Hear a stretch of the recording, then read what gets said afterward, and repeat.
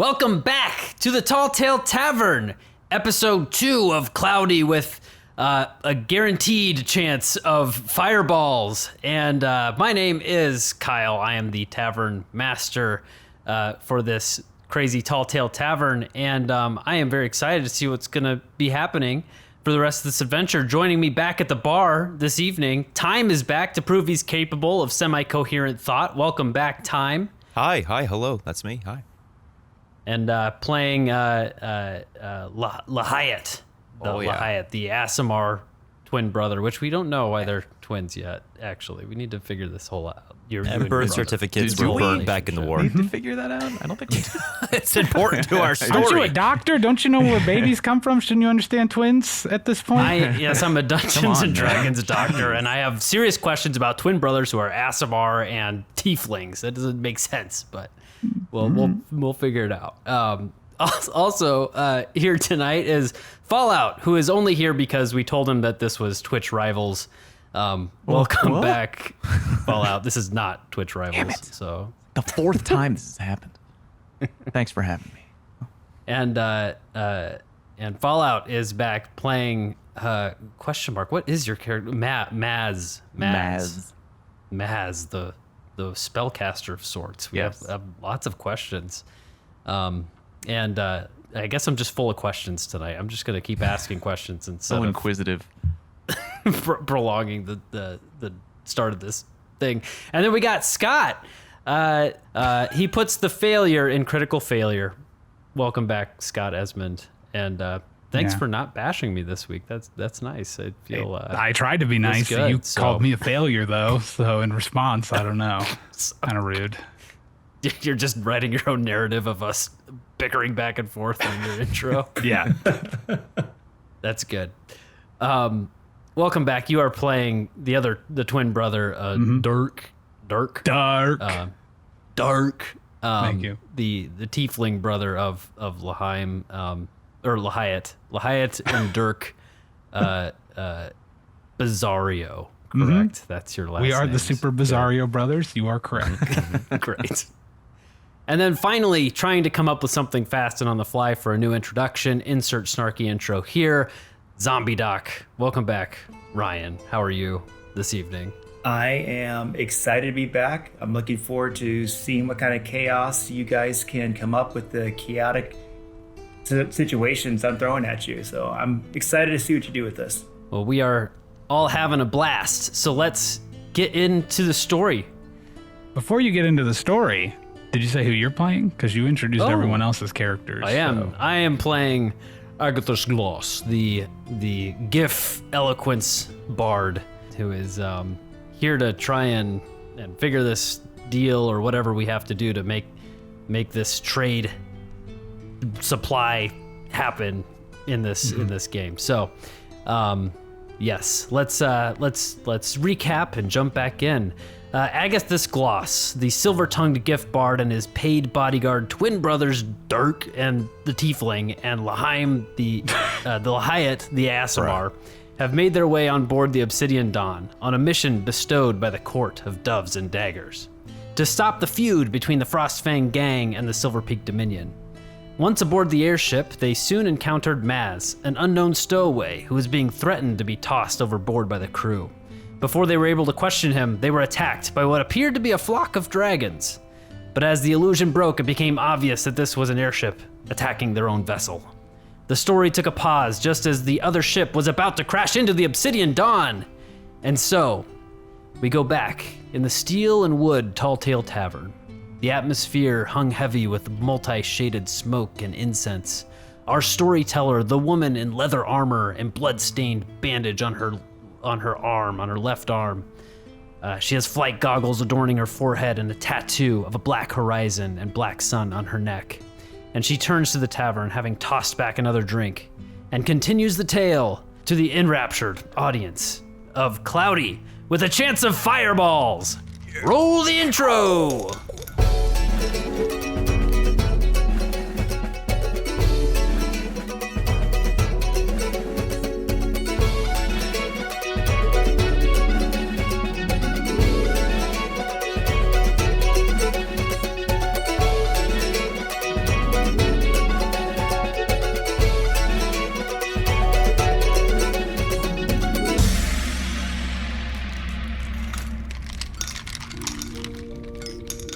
our vision opens.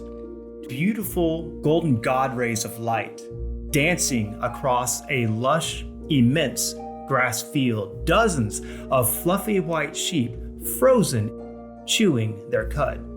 Time apparently at a standstill. The view shifts around the gathered animals to that of an unnamed farmhand, arms outstretched in the sunlight, a well-worn shepherd's crook by his side, white shirt tucked beneath blue overalls, serenely lying face down in the pasture's rich soil. The broad, hand-woven straw hat slightly knocked askew on his head, apparently by the gleaming hand axe that is buried to the hilt in his skull. Good. The hand axe fell. As the dulcet tones of Ave Maria play through your mind, time slowly reverses, the axe gliding out of the farmhand's head, the messily scrawled message now visible on the sharp blade reading, "You've been dirt." In common, the ghastly skull wound sealing without a trace. Slowly moving faster, the axe zooms upwards, causing a disrupted flock of birds to regain formation. Hundreds of feet up, it passes through a thin layer of clouds as two bleeding, leather-clad figures with chainmail vests spiral by, arrows protruding from their torsos. Your vision pans now away from the gleaming axe as a scene of maritime chaos plays in the heavens.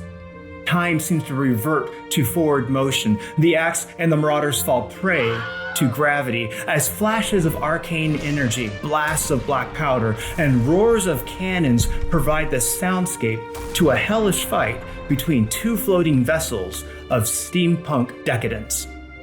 Quickly zooming to the attacking skiff, the blazing image of a shrieking skull adorning its prow, we pan in slow motion over the crew manning the twin resting iron cannons on the starboard side as the mighty marauding captain stumbles to the deck, catching himself on a knee. The crew member at his back, just behind the main mast, slumps forward into deep slumber at the helm, acutely turning the wheel to the right and falling against one of the many levers.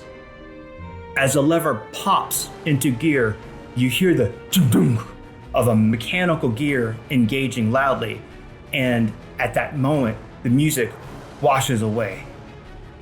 We rough cut to Maz's face as he just completed casting sleep, arms in the air, his arcane energy escapes him. His face goes from one of serene concentration to that of uncertainty, then of mild panic, as the enemy's ship's propellers shift in and appear now to be in a direct collision course with the Obsidian Dawn. Great. That was beautiful. That was beautiful. Maz, you had just finished your casting. You did. Still have movement. And just as a recollection for everybody here, their turn order is currently, we have Lahayat, then Maz, Agathis, then Dirk. We then have the Raiders and the Obsidian Dawn. So we have just finished Maz's turn, and what has happened, nothing has moved yet, but you see this ship is now engaged and starting to careen directly towards the Obsidian Dawn, and it is roughly 25 to 30 feet away from your position at the bow of the ship, not the bow, at the side of the ship. So this is coming to the, because I was by the railing, and Correct. the ship is kind of coming to the side of the ship where I'm near, right? Absolutely. If you think about being on the broad side of this ship, it is basically nose pointed at the Obsidian Dawn. It had launched grappling hooks, as you remember, and we had had some valiant efforts by Lahayat to cut some of those ropes away. But now what seems to be happening in the few moments is that this ship is now basically nosing directly into the side, as if it was trying to kamikaze slam the Obsidian Dawn. So you still have motion, you still have movement. What do you want to do? I think I remember one of the big masts around, but I feel like there's a lot of people already behind that already, if I remember correctly, right? That's great. So that's a good recollection. Let me help you with the positioning. So Great. You are standing right at that railing. You are just in front of the large wing that extends off the side of the Obsidian Dawn. About 15 feet to your left are the two twins as they are standing side by side. About directly behind you by about 15 feet is the large central midship mast of the Obsidian Dawn, and behind that is bravely standing Agathis. Got it. And how many other people are there? I'm trying to think of if I want to maybe run and brace for impact real quick and get to a safer location. There is a scattering of just the crew. Several of the crew have run to the forward gun and the aft gun. There is the captain, who you have not personally met yet, and the first mate are at the helm, which is roughly 20 feet towards the aft in a direct line with the mainsail. So there's not a lot of cover on the deck. It's been kept pretty clear of anything beyond the main guns and the railing. The best way to brace might be to make your way back towards the main mast, or one of the masts, and the closest one to you is about 15 feet behind you. Okay, I'll move towards that and grab onto it, and maybe turn to the two, because I've seen the twins kind of fighting these guys a little bit, right? It's been happening right nearby. That's correct. Right now they have two of the Marauders are still floating in the air, but they are about, one is 10 feet away from Lahayat at around the 11 o'clock, and the other one is about 15 feet away from Lahayat at about the called 7 o'clock. Got it. I'm gonna run over to the mast 15 feet away and try to grab it in some way and maybe brace for impact. And I'm gonna turn to the two twins and shout something along the lines of, "You might want to grab onto something." Okay. You run over there, and as a free action, I'll let you go ahead and start grabbing it. We're not going to make any kind of a strength roll or anything like that right now. Anything else you want to do? Nope. Okay. Agathis, you just saw chaos happen. Yeah.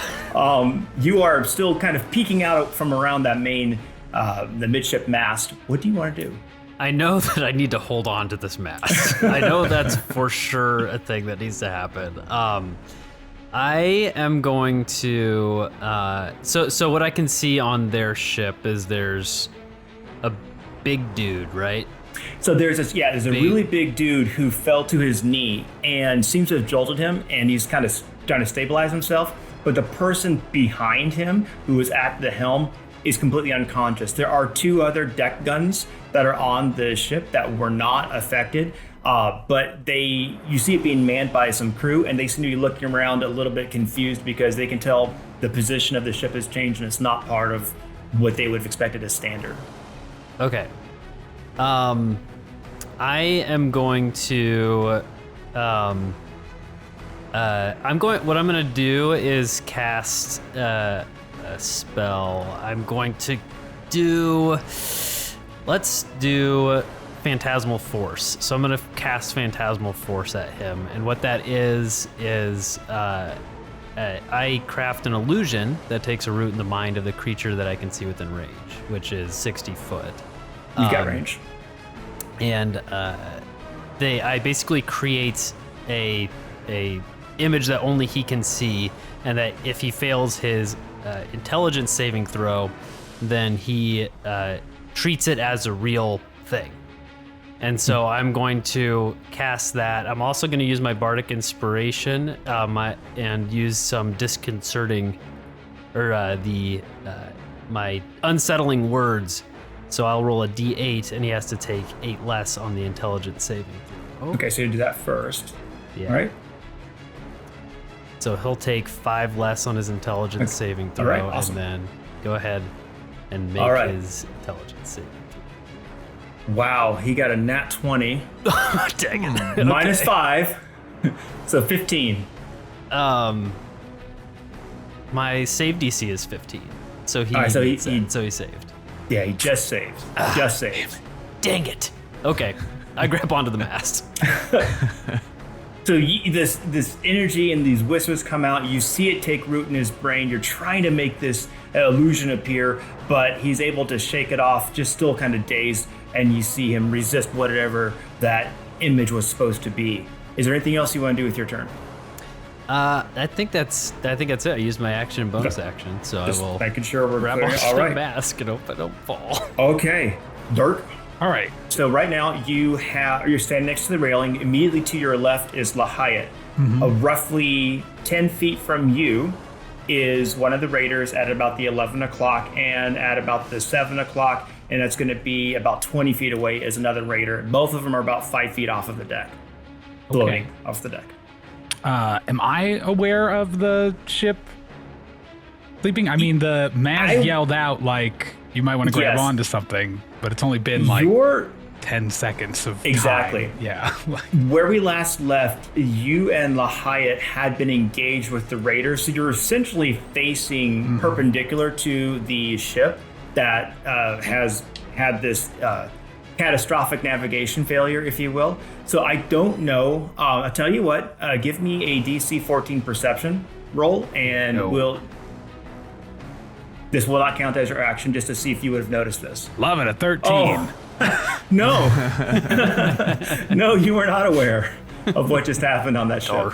All right, then. Well, then I say, what do? You need help cutting the rope? And I will take a swing at the rope that he was trying to cut with my battle axe. My disgusting. Okay. I didn't describe my battle axe, Describe but it it. is like disgusting and rusty and has barbed wire like all along it. It is Why? because it's designed to like really tear into someone and make it hard for them to like move afterward. And I rub kind of gross poisons and stuff on it too to slow them down. It's a nasty thing. But yeah, I'll go ahead and just take a swing at the rope to try to cut what Lahayat was working on. I have to say, like, I just get this mental image of you and Lahayat kind of like being the two brothers from the Mist series. You got the one guy who's all like nice and pretty, and you get the other guy who's like all dark and yeah. Well, I don't know the Mist series, but I know sounds the right. series. Okay. All right, here we go. Let's see if I can hit this rope. Are you kidding? An 11 to hit. That'll hit, All right, because you're good. right there. You've got a Right. big ability to hit. I just There you go. was making you guys roll because Yeah. I just gonna punish you on a 1. All right, well, let's, thank God I rolled Roll a 2 damage. then. Yeah, damage, 13 damage to this rope. All right, that you rope's getting- completely sever the rope, and you actually sink the blade into the side of the obsidian dawn a little bit, just doom, just completely severing that first one. So we have one of the grappling hooks is now completely severed. That scratch was already there in the hole before I got here. I want everybody to know that. You can't take that. You can't charge us for that. And then I'll use the rest. I'll use my... Can I get within attack distance of one of the guys who's floating near us then? Absolutely, the one closest to you would be about the 11 o'clock. You can absolutely get within distance Perfect. of that. I want to take a swing at him then. I'm going to say, ropes are boring. And I'm just going to fucking take one at that All right. dude. All right, so you are now, the way I moved you, you're basically just in front of him, and he'd be directly at your 12 o'clock. Okay. And I will make a tripping strike at him too, just to try to knock him out of the air since he's All right. flying up there. Okay, so go ahead and make your attack roll. Yeah. And what's the tripping attack? Is a 1 second. I'll get You're good. that for you. It's when you hit with a weapon attack, you can expend 1 superiority die to add the total to the damage roll, and then the target has to make a strength saving throw, Okay. DC 16, where they get knocked All right. pro. perfect. Well, they have what they call sea legs. At least would be air legs. They are actually advantage on ability checks. So again, is that strength? Yes. Okay. And it was like a he 26 rolled- to hit, so I'm pretty positive I hit. Oh, that'll hit. Yeah, he got a 19 to save, so he's All not right. going to be tripped, but you're definitely cleaving into him. So All right, good. Well, I get to add the superiority die to the damage anyway, so that Mm-hmm. is a 7 on that, plus another plus 15, so 22 damage to him, even if I Yep. didn't. So you did not trip him, but you did cleave him entirely in two. Yeah, that's kind of what I figured might happen right So Okay. there. It's like a So- disgusting pinata. Ugh. he's floating a little bit ahead of you. You come and you just completely cleave him in two. I kind of let a dirty diagonal slash through, and as he just comes down, he is above you, so you get this rain of gore across your body as the legs hit you, but the momentum of your sword, of your axe, actually knocks his torso, and his torso goes falling backwards, and you just get this severed half body of the lower half lands on top of you. Hey, should we add to our slogan? Killing minions is half off. Everybody make an intelligence saving throw. Yeah, I will do. Okay, is there anything else you want to do there, Dirk? I don't think so, other than I guess I will, if I can, glance over at oh my gosh, Kyle's character's name, Agathis, just to make sure they're okay, because we are ostensibly here to protect them. Yep. You see him appears to be clinging to the side of the mast that he's on pretty tightly. I give him a thumbs up then, like, Okay. all right, stay there, that's good. And then that's it for me. A nod. Yeah. So the raider that was engaging with you, Lahayat, and you, Dirk, it just saw you cleave his buddy in half, and he will move in to take an attack against you, Dark, and it's going to be a 19 to hit. Oof, damn it. Yep, that hits. Okay. And it's going to be 7 points of just slashing damage as he takes out this wicked-looking machete and just whoosh, comes swinging at you, cuts you across your arm. And it's at that moment that the ship starts just leaning in, and it's not coming at a straight angle. They weren't exactly on the same plane. It's coming down at an angle. And so as it comes, you hear the captain rolling, "Everybody hold on!" And the Obsidian Dawn takes an evasive maneuver to try to avoid this this collision. So I need everybody, as the entire deck is actually suddenly sloping very, very roughly to the left. It's over a 45-degree angle. I need everybody to make a dexterity save. All right. Come on. And you're looking at a 10. Oh, thank God. 10 and up, 10 and up, 10 and up. 11. Hey! Wait, Dirk, did you get an 11? I got a 20, baby. Oh, okay. Sorry, you said 11. I was like, oh, twins? Oh, I think that was I got 11. Agatha. Oh, you got 11. Oh, we're twins. Yeah. Okay, got it. It looks like 11. Hey, back off of my brother, all right? 15, thank God. He's saved. Good. I did not want to fly off of this. Oh my gosh, no. So amazingly, I rolled dice for everybody actually saved, which is great, except now here comes the raider ship is coming nosed in, and as it does impact, you feel this jolt across all of the dawn. As it kind of tips up, the bandit captain jumps off and lands boom, on the deck, grabs onto the railing. He is now basically right next to Dark and Lahayat. The rest of the ship, with the damage it has taken, starts to slowly pull away, and as it does, that one grappling hook that's still attached to it, you see it pull taut, and where the entire Obsidian Dawn had been leaning towards the left is now being pulled to the right as the raider ship is now pulling it over, and you hear the strain of arcane energy as the magical means that's trying to keep afloat is getting pulled, and you hear it fighting, and the captain's yelling out, cut that line, cut that line. So here's what's going on at the top of the turn order. You have the raider ship pulling on the Obsidian Dawn through that one remaining grappling hook. That raider ship is out of control. The captain of that ship has jumped and landed and looks like a pretty tough dude, and he's actually landed just to the right of Lahayat, hand clutching onto the railing of the Obsidian Dawn. You have one remaining normal raider that has just taken a swing at Dirk. Lahayat, it is to you, sir. Okay. All right. So this captain's holding on to the railing with one hand, right? That's correct. All right. Sit right next to me, eh? He is within 5 feet of you, sir. Fantastic. So one of my maneuvers, I have a pushing attack. Okay. When you hit with a weapon attack, you can expand a die to add to the roll. If the target is large or small, which I assume this captain's pretty large, right? He's a large humanoid. He's not a wouldn't be like a larger than orc kind of thing. He's a big dude. Okay. And just so you get a feel for it, he's got a dirty looking black vest over a bare chest. He's got an arcane rune carved in his chest.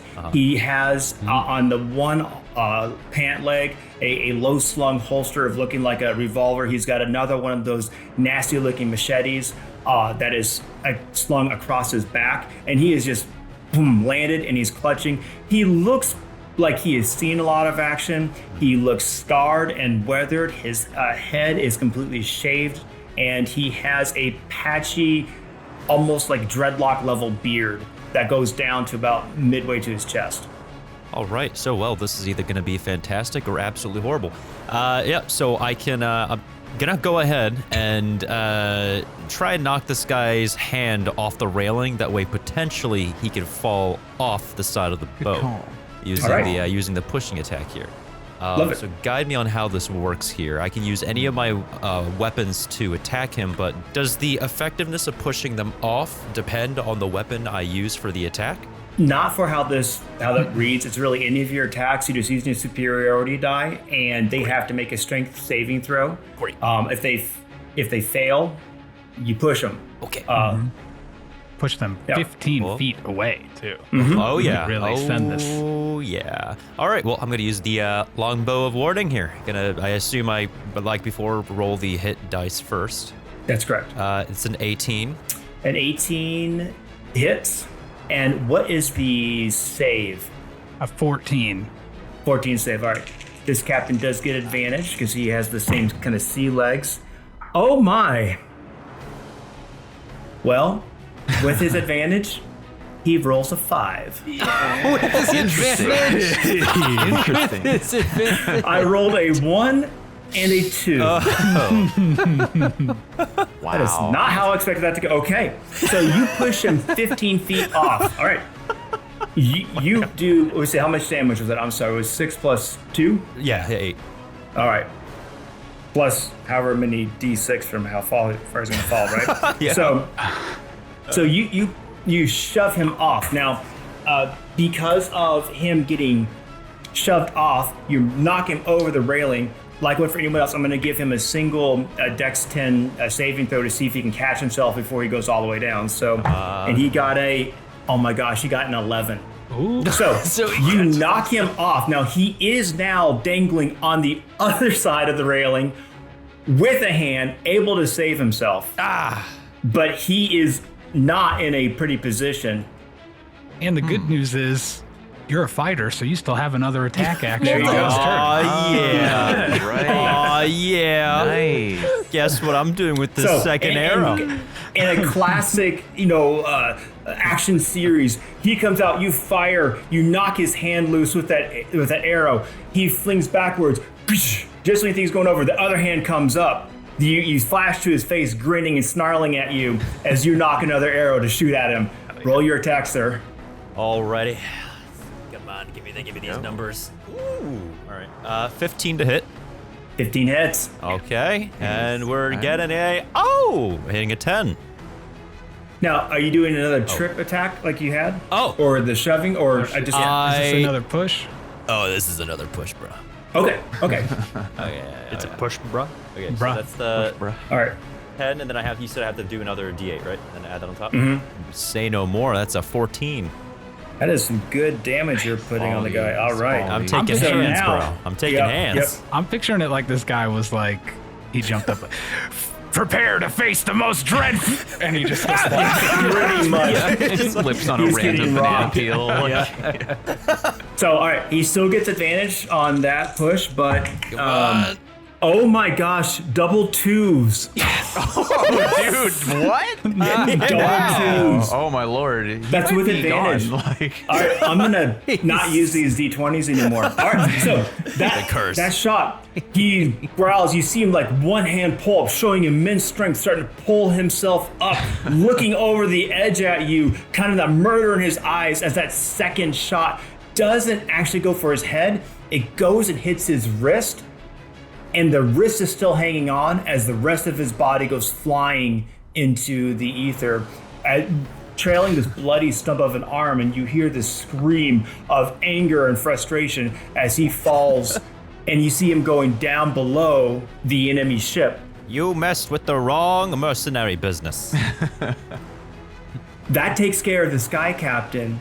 You still have the Obsidian Dawn being pulled violently by that grappling hook, and there's still one raider on board who's standing next to Dark. Anything else you want to do with your turn, Lahayat? You ruined my day. So. Oh, I'm just gonna sit there and smile at the raider. That's All right. Yep, good call. Maz. So it's just this one raider who's left?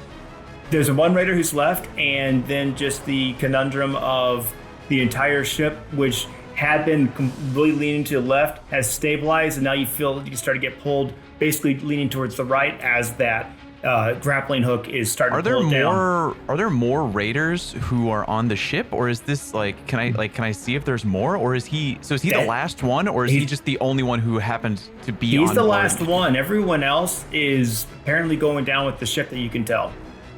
From what you can see right now. Got it. How bad does Raider look? He looks like he's had better days. Yeah, I'm gonna. Do I have clear line of sight on this guy, or like? Yeah, you do. You do have clear line of sight on him. If you're kind of holding on to the mast, you can look to your right. You'd have a clear line of a shot at him. He is getting my measurement tool out here. Only about 45 feet from you. Basically. 45 feet. Yep. Mm-hmm. Man, I'm so torn between basically telling this guy it would probably be a good idea to surrender and just hitting him with like a cantrip. Like, I'm just really torn. Start feeling What really would bad Maz for the do? dude. Well, that's true. I like that you're giving him like, do you want to surrender, sir? As we're careening out of control toward the ground. That is true. Yeah. Right. Yeah, you know what? I'll probably take advantage of the situation. I'm probably going to hit him with a, I think I got some good cantrips here. Oh, I sure do. I'm going to hit him with a Mind Sliver. Get a little telekinetic attack on this guy. So I will make his intelligence save here. It's a +0. I rolled a 13. That's What's a your shame, save? because mine's a 15, so. Oh, yeah. No, he takes. So now you can roll your damage. Yay! That would be psychic damage 8. Do I add anything to that number? No. That would be a straight Fair enough, psychic a damage. rock solid 8, baby. Yeah, All right. that's not bad. So on top of that, he also has to subtract a d4 from the next saving throw he makes. Well, that is a shame. So I guess Yeah. that kind of just a little flavor here. Lock eyes with him. He looks at me, and then eyes glow blue, and all of a sudden he's probably picturing something terrible or horrible, and then, bam! All of a sudden, I guess he just kind of reacts in a certain strange way, maybe in pain or maybe a shriek or something like that. And I'm just gonna keep holding on to my cover, as I do. He feels like someone just took a knife made of ice and shoved it in the middle of his head. Quality. And it is making him scream in agony, and he's losing focus, and he's no longer able to be as effective as he was. This guy's really taking losing his captain hard over here. He must have really had a good relationship with him. You see literal tears of blood running from his eyes. Oh, God. He definitely looks like he is on his last few toes, not even on his last leg. Anything else you want to do with that, Maz? Nope, I'm good. Okay, takes us to Agathis. I walk up to this. The raiders on our ship, right? Yeah. So this is the one that's on your ship. He's about, from your position, about 45 feet from you. You do okay. feel, as you do plan to walk towards him, the ship is starting to tilt. You're only about 5 or 6 degrees now, but you are starting to tilt towards the opposite railing. Okay. And I'm close to the rope. You are currently holding on to the main ship's mast. Okay. But that rope, there's like the rope that I can that we need to break, right? So That close or the rope that you need to break or to cut, that where the other grappling hook is actually roughly right now between Dark and Lahayat. It is at a 45 or so feet from you at about your 10 o'clock. Okay. And that's I where it's don't attached think to the I think side. the only thing that I could do is shoot it, and I don't think that Agathis, even though he knows he's a good shot, is confident that he's going to be able to hit a rope. You don't think you can hit a rope Welcome to on a try. ship that's like tilting out of control in tilting battle? 5 degrees. Yeah. I am going to take that gun out and I'm going to aim it at this raider, and I'm going to fire my gun at him, All right. and I am going to That is going to be a 19 to hit, That hits. and that will be 8 plus 3, 11 points of so 8 points of piercing damage plus 3 points of force damage with my astral spark. So as you fire that, you see the initial shot go through and into his chainmail and then sit in there. And then as you're watching, he seems like really lean over as he gets hit. And you see this delay as it kind of explodes inside of his chest. And you see this look of shock. And then he just crumples to the ground. All the world's a stage, and all the men and women merely players. They have their exits and their entrances. Yours is simply now and here. And that's the line that he says as he fired that gun at him. That is a beautiful thing. We are now up to... I couldn't hear you over the gunshot. What? Oh, let me repeat that. All the world's a stage is a very good line. It's 45 from a feet away. poem. Can you be a little louder? It's windy up here. You know what? I'll tell you later. Oh, It is I'll windy, test the rope, please. and it's cold. The grappling line is taut. You feel the ship leaning now about 10 degrees. Dirk and Lahia, you are now almost pressed against that railing as you are forced to look over a little bit. Dirk, we're going to be going to your turn. And as you're looking down, you see a total of, you see a total of 3 raiders jumping with some kind of slowing kind of glider / parachute contraptions as they are leaving that ship as it is slowly spiraling down and pulling harder onto the side of the Obsidian Dawn. They are going down, but in a controlled descent away from their skiff. Oh, okay.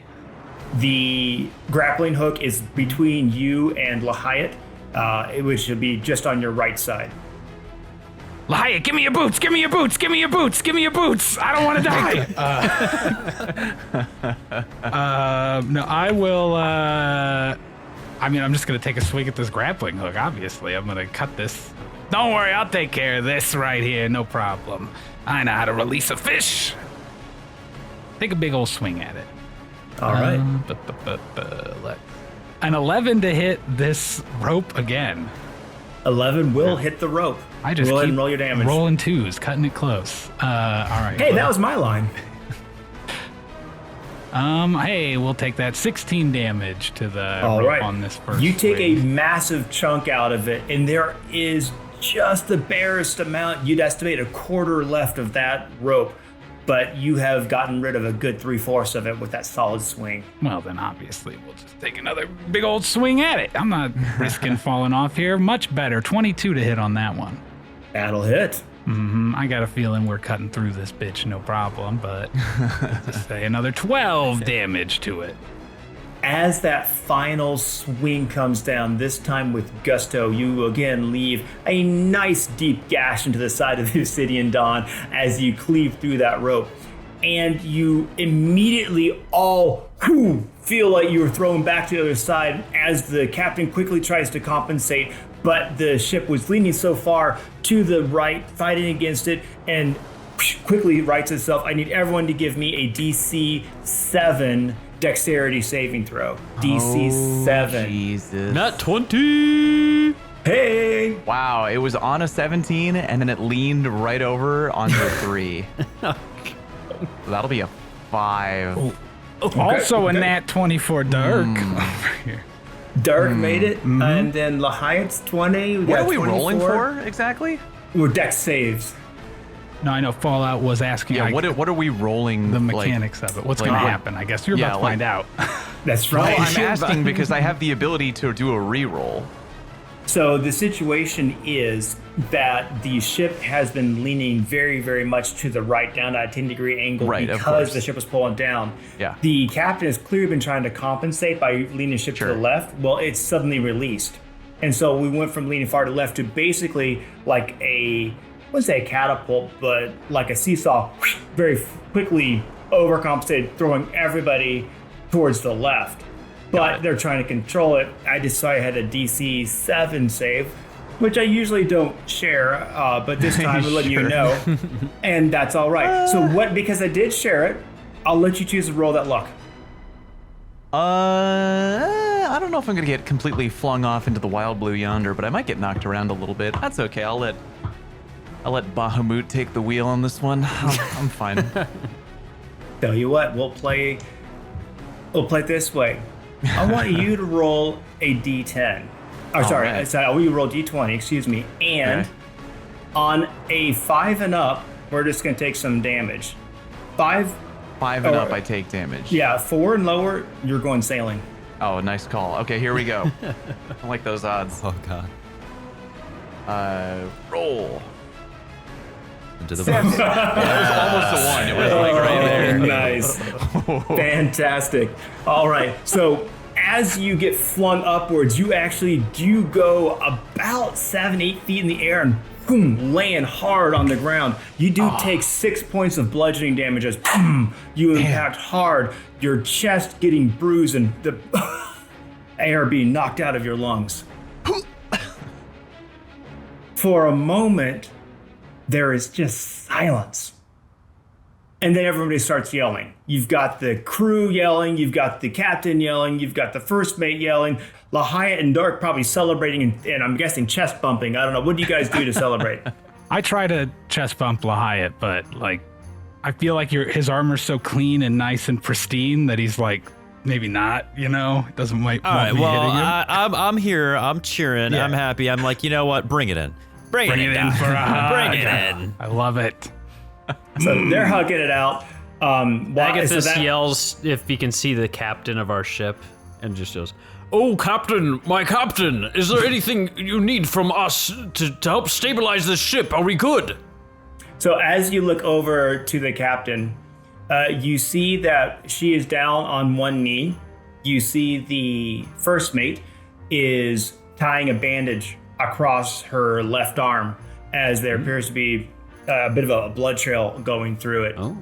And she looks your direction and then yells, "Get those idiots over here." Which idiots are we talking about?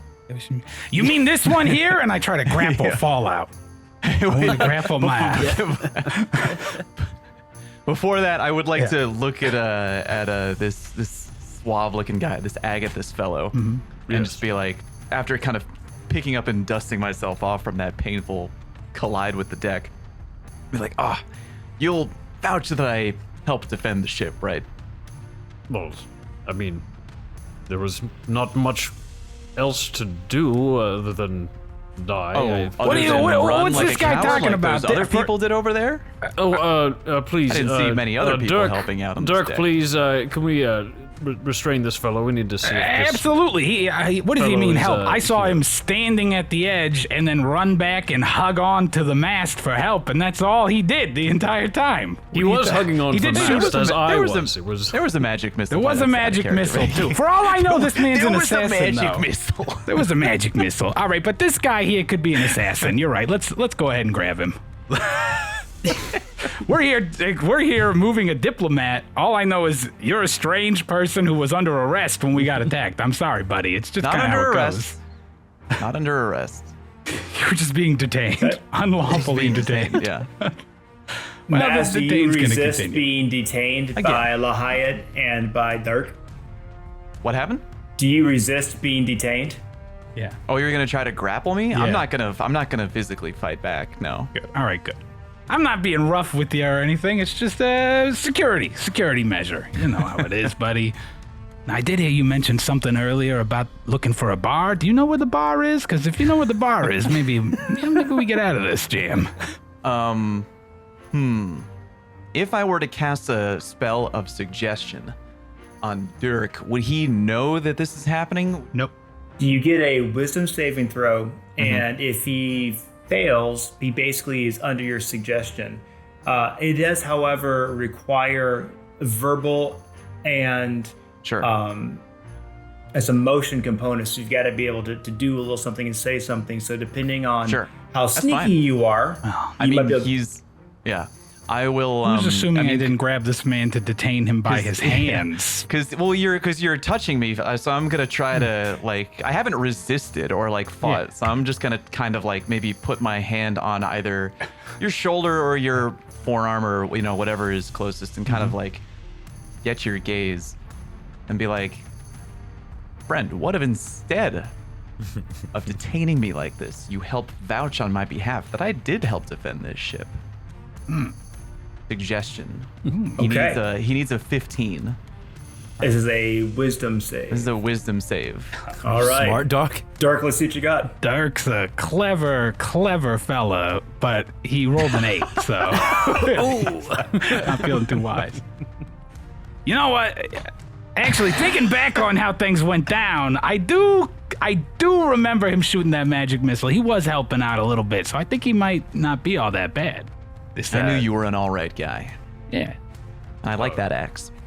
Interesting. He likes my. He's got good taste. This guy. I like this guy. Well, Dark, please just keep him restrained for a minute here as we discuss things. And I'll keep my eye on him. How about that? I'll just keep my eye on him. I'll be here. I won't go far. I'll be right here. and I look at Maz, and I say, we'll make this fairly simple. What is your purpose here on this ship? And I'm gonna cast Detect Thoughts, and I'm gonna use my sorcery point to make it so I don't have to use any somatic or verbal components of this spell. Do I detect that this is happening? So for Detect Thoughts, if he just says superficial level, it goes to like, hey, she's hot, or I'm kind of hungry. I mean, it's uncomfortably warm today. But if you delve deeper into it, then there's an intelligence save.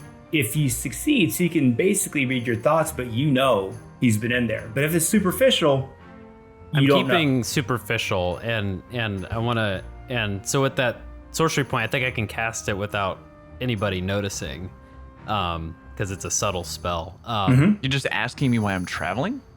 What is your purpose on the vessel? What is my purpose? And so, like, I'm asking that while detecting your thoughts, so I'll know, like, I assume like a surface thought is like you maybe basically your thoughts you get what I can give you to would be, for the sake of this being against a player character, you would basically get advantage on insight checking him by getting superficial thoughts right now. Okay, all right, that's fine. Does that make sense? Yeah. So yeah. So okay, so he's hit me with this this question, I guess. Same as you, probably traveling to get to somewhere new, looking for a change in scenery. Okay, so I'll roll insight. Yep, and with advantage. 14. Yep. So he seems genuine. His words absolutely ring true. I got a good feeling about this guy. I think he's a good guy. What? And what? Why were the crew surrounding you earlier? What was all that ruckus about? They found me on the ship. I had misplaced my boarding pass, and they assumed the worst. Next thing I know, I'm being dragged to the edge of the ship. Okay. This gentleman seems to be no harm. He did assist us with the attack, and he is being genuine that he is here on travels. And so I back up and kind of voice that in the direction of the captain. She's looking up and looks to her first mate, who is standing over her, and says, "I'm not used to being kept waiting. Come here." And she is clearly indicating the four of you. Yes, ma'am. Yes, right away. And step up. You guys think Go we're up gonna to get her. an award So- of some sort? Reward? They're gonna pay us for all the help we did? We'll have to Their see. attitude so far has been any indicator? I don't think so. As you walk over, you see her face is set in a little bit of a tight clench of her jaws. She seems to be wincing a little bit in pain. She's got very cream-colored skin, a gold eyes, like gold within gold eyes all the way through. Some rough scars on either side of her forehead, and just above that, a pair of flight goggles. She's got very distinctive, kind of pronounced tiefling canines. And you see that off-white bandage on her left arm, a little bloodied. And her left arm is smeared with what appears to be her own blood. She does wear the same coloring of pants, the khaki-colored pants. They're stained with some rune coloring on it too. And she's got the same shirt that the rest of the crew wears. She slightly unsteadily gets to her feet, and as she moves her head back and forward, you see that horizon tattoo with a black sun on it. And she stands up and says, "We had it under control, and you crashed a whole ship into my girl."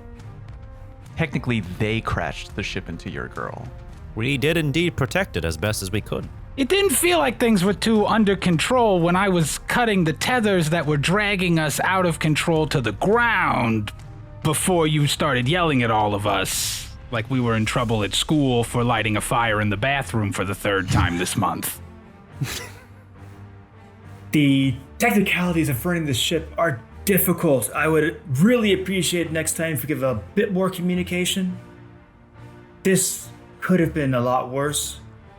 But thank you. Now, Quick question. You said the next time. Do you expect further raiders to be attacking our vessel? I'd never expect anything but the worst, and I try to prepare for the best. This ship has served us very well. We are fairly armed, but we don't know what's going to come next. We've already known that there are interested parties in stopping this expedition that we are on. I think we all have had the same information from the court. Guys, I kind of like clear my throat a little bit. That She looks at Maz. Now, who are you? Because you're not on my manifest. Manifest? I'm not asking that in character. oh, there's a manifest. I've been foiled. That's a wizard's favorite party. A mana fest. A manifest. Light rolls their eyes.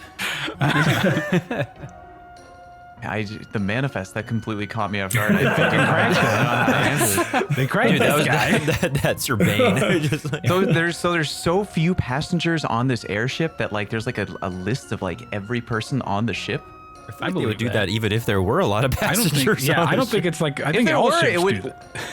Yeah, but like if you were as a really big ship, the captain is gonna know the list of every single name and face. Well, that's why they're the captain. Yeah, that's true. Yeah, I'm also that's not assuming what this is not like a ship that has like hundreds of passengers on it while we're doing this important diplomatic mission. I guess I'm guessing it's maybe probably not. mostly her crew and then us trying and to then weasel this your way fucking into this guy. And then this fucking guy.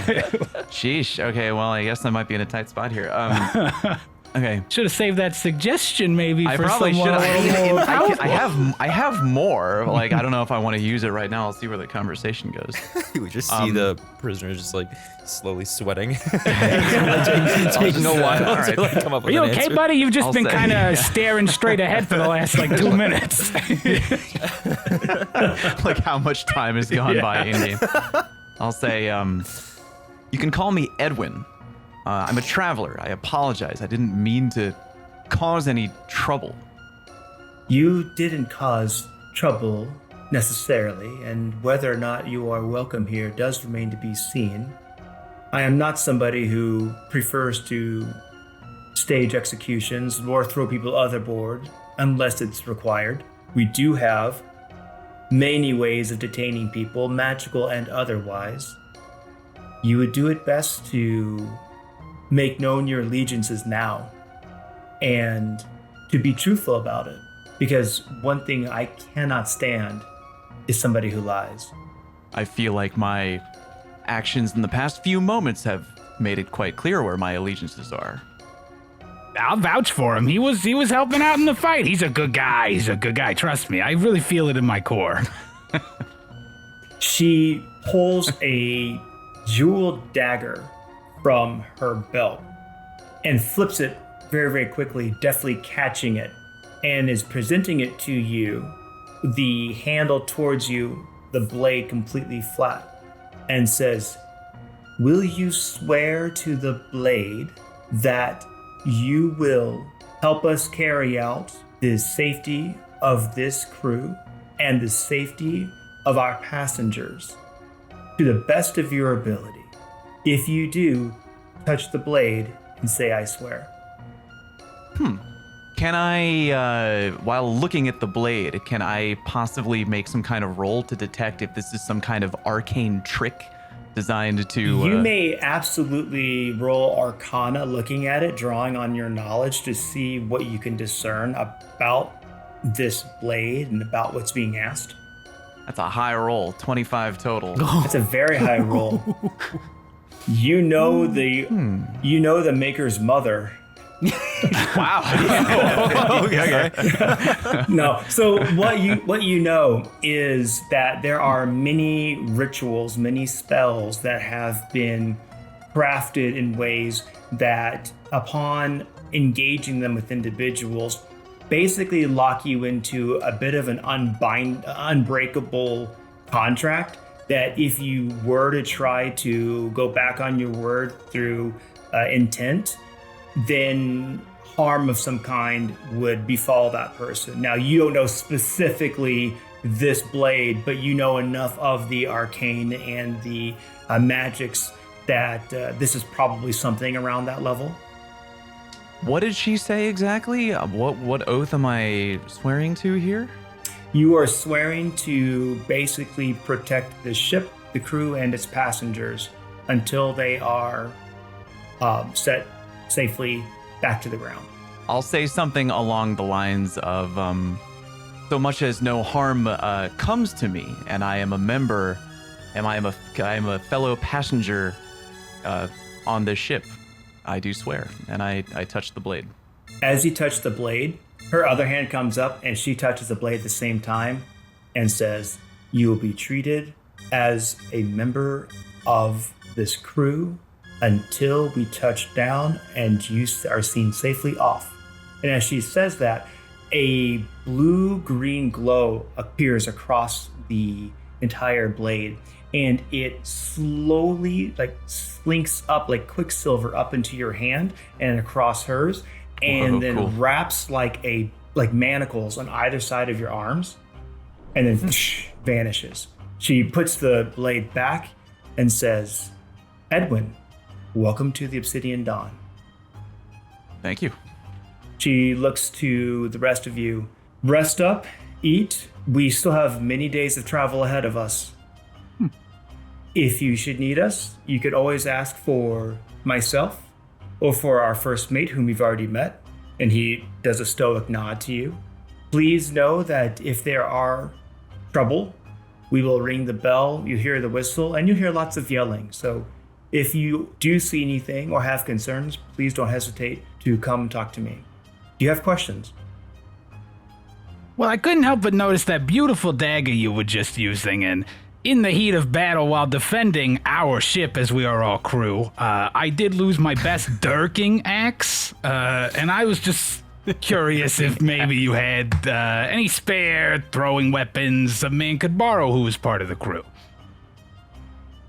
We do have a small armory that is in the below deck, so I'd be happy to have you go see what you might need. And we'll just, she smiles, Pat, put that on the tab for the court. I suppose that's fair. As long as it's going to the court, I mean, yeah, that's fine. Is there anything else? No, I'd thank you for everything you've done so far, and I look forward to some clear skies ahead. Boy, that was quite a lot we just went through. I'm planning to go eat in this mess hall you mentioned, and probably take a nap. Thank you.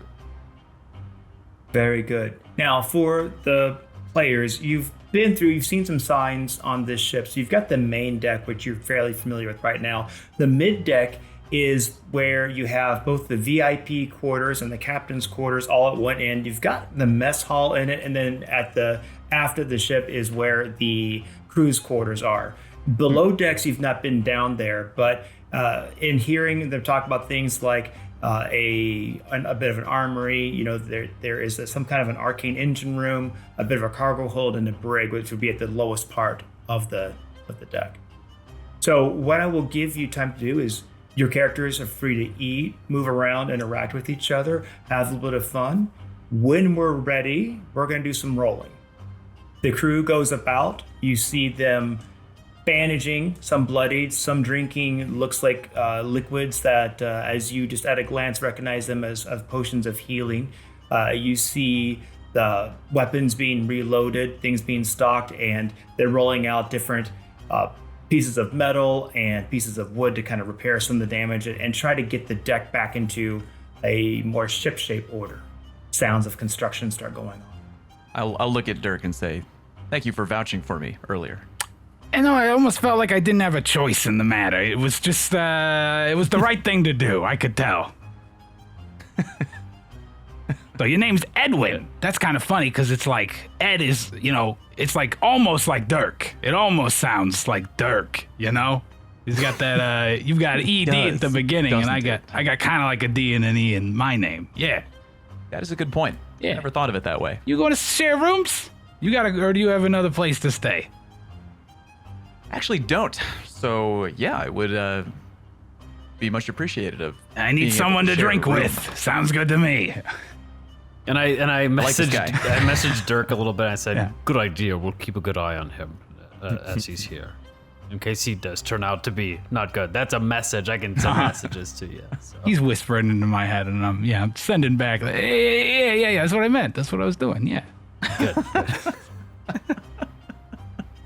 Is there anything good to eat on the ship right now? So you all go down to the mess hall, and the massive half-orc who had been one of the two people ready to throw the person formerly known as Maz off the side of the ship. He is back there now wearing an apron, but his chest is still completely uncovered.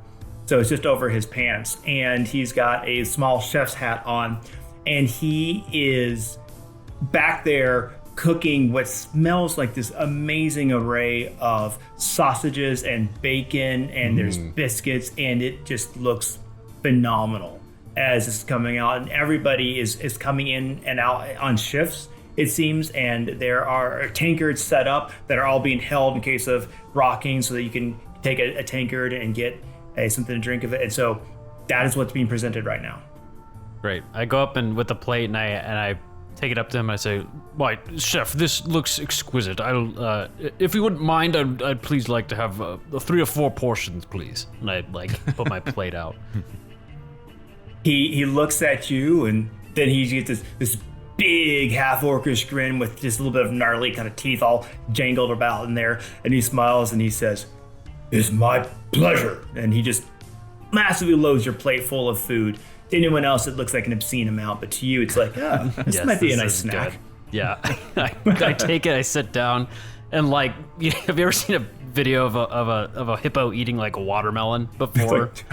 Where it just Right. opens Oddly its enough, mouth? yes. That's what happens when Agathis eats. He just opens his mouth completely wide. Very, very different than the manners that he usually has, and just throws this pile of eggs and sausage or whatever into his mouth, and then just closes his mouth and does a big swallow. He's got the whole table tilted up as he's got his mouth. Pulling a Kirby. Yeah.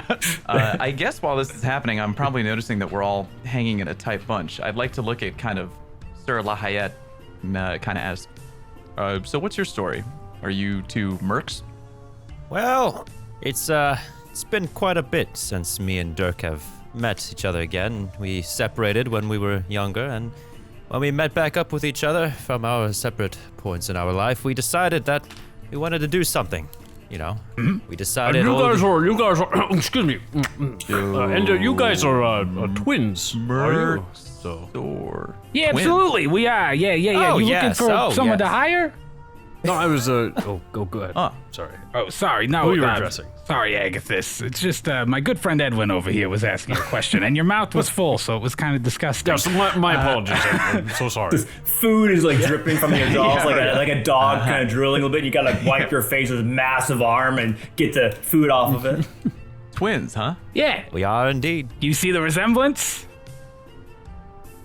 I sure do. Yeah. Well, you know, mom's grandpa made a pact with a demon. Dad's grandma made a pact with, you know, a god. Eventually, plain touch twins. Actually, don't tell anybody we got a third one out there. We got a triplet. So he's human, but he didn't get. He was lucky, or I guess unlucky. He doesn't come into many of our conversations. Yeah, he doesn't come up much. He's just he's a nice guy. He's you know he's an accountant. He's kind of running the numbers for us on the back end, but he mostly does a horse grooming business back home in town. I see. And I'm here for travel. What brings you on board the ship? Oh yeah, we're here protecting Agathis over Travel. here. I messaged travel. Travel. Actually, probably Yeah, just yeah, gonna interrupt. I'm gonna interrupt him. That's it. He's already spilling the beans. Yeah. Actually, I have relatives. Kind of my past history. I have people from the Silver Peak Dominion area, and I'm interested in kind of going back to my roots a bit, and going back to this area, and that's what I say about that. That's why me and Lahayat are such a good fit, right, Lahayat? We came back to our roots. We came together, so we understand. Oh yes. Oh yes. Fair enough. And I guess I try to go and get some ale or something to drink. And now while we're resting, would anybody be opposed for a song of rest? It's something I can kind of help heal everybody a little bit more if kind of looking around in the cafeteria. Would this be appropriate? And as you're saying this kind of loudly with your sonorous, deep voice, you see lots of people. They look battered and bruised. The crew is been through it, and they were taking some of those hits as well. So they kind of weakly, yay, raise it up because everyone's just a little bit like they're not against it. They're just exhausted after what they've just been through. This So is the you bardic definitely- ability, Song of Rest. You get Right. 1d6 hit points if you spend a hit dice. That's the mechanic behind it. But Yep. he and he stands up and he's. I read a beautiful poem recently. Let me recite it. There will come soft rain on the smell of the ground, and swallows circling with their shimmering sound, and frogs in the pools singing at night, and wild plum trees in tremulous white. Robins will wear their feathery fire, whistling their whims on a low fence wire. And not one will know of the war, not one will care at last when it is done. Not one will mind, neither bird nor tree, if mankind perished utterly. And spring herself, when she woke at dawn, would scarcely know that we were gone. And I sit down. Beautiful. Kind of kicking back my ale a little bit, and just being like, I guess you can't decide who you protect.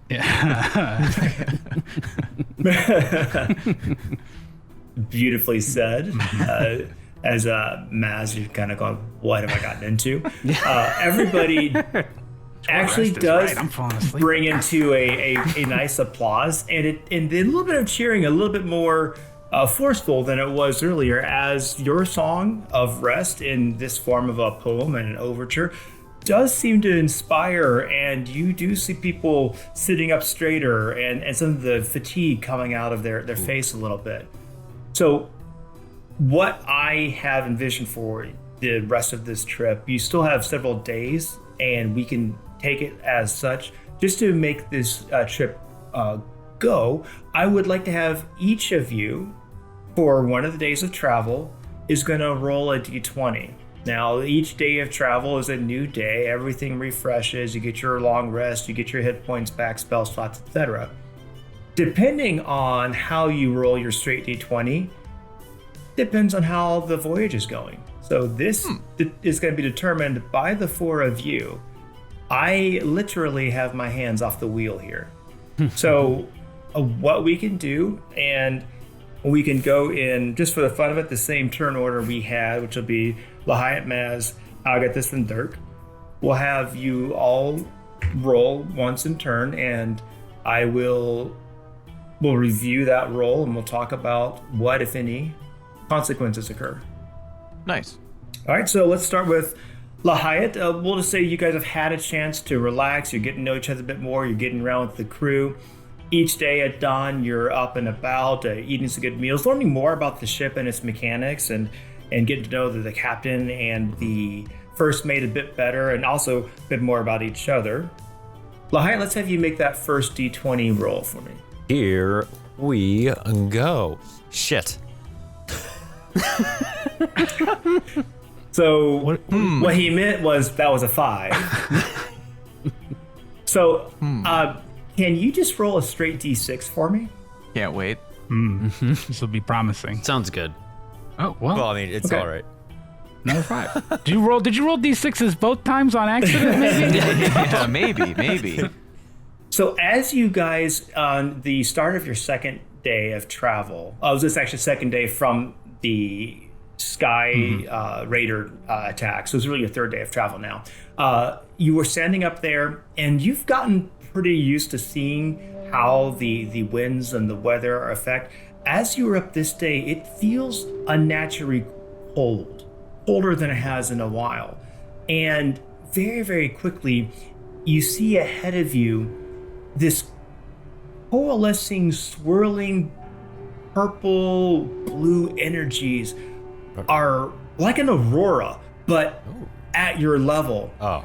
And you hear the captain say, "Ice storm, mana ice storm, batten the hatches, everybody grab the rails, prepare yourselves." And she looks at you all, they're looking a little confused. And as we're looking at you, you see these slivers of ice as sharp as glass start to fall down on the ship. I need each of you to make a dexterity save to try to avoid the ice shards that are falling and to get yourselves to some cover. That's okay. 13. Agatha's got a 9. Oof. Getting needled. All right. So Lahayat got a 20, Agathis a 9, Maz a 13, and Dirk a 13. The save was a 14. Oh God. Damn. Oh boy. So you guys who are out there, you are taking 5 points of piercing damage as these ice shards just really are tearing into you, almost like a shotgun blast, as people are starting to dive and get covered. Lahayat, you are definitely dancing with your winged boots. You're basically dodging these like, hoo ha ha. I am quite nimble. Yeah, you're very, very nimble. You take no damage, and while you guys are dodging or taking cover, you see that the captain has actually deployed in front of her this clear dome structure, and so the ice is pelting off of it, and she looks at you and smiles and says, "It's not terribly dangerous, but damned annoying. This is from all of the mana wars from back in the ages. We still get these storms occurring from time to time, but it'll pass not too long." Can I try to make it so Agathis doesn't take the damage? Because I try to tackle him to the ground to protect him from the damage as a Oh, this bodyguard. sounds great. From the Please, ice. Yeah. please do. I right, want to that's see a this good- happen. that's a good call. What do I roll then for this? So what I want you to do is I want you to make a grapple, and we're going to use like your tripping attack with this. You're not going to do the damage necessarily, but I'm assuming Agathis would not necessarily be receptive to being tackled to the ground. Yeah, but well, Agathis rolled a 9 on his dexterity, so I just imagine him being so fascinated with what's happening, he takes him a second to react to people saying dodge. And so I just Okay. assume he's just standing there like gazing at this ice mana So- thing. You're standing like a kid in awe of seeing fireworks for the first time, and out of nowhere, you feel crushed as Dark's body just bear hugs you from behind, and your feet are swept off under you, and you're slammed to the ground. He's on top of you, and your breath out in a big breath. Don't as worry, Dirk I comes got you. up. You're safe. You'll be fine. Oh, Dirks!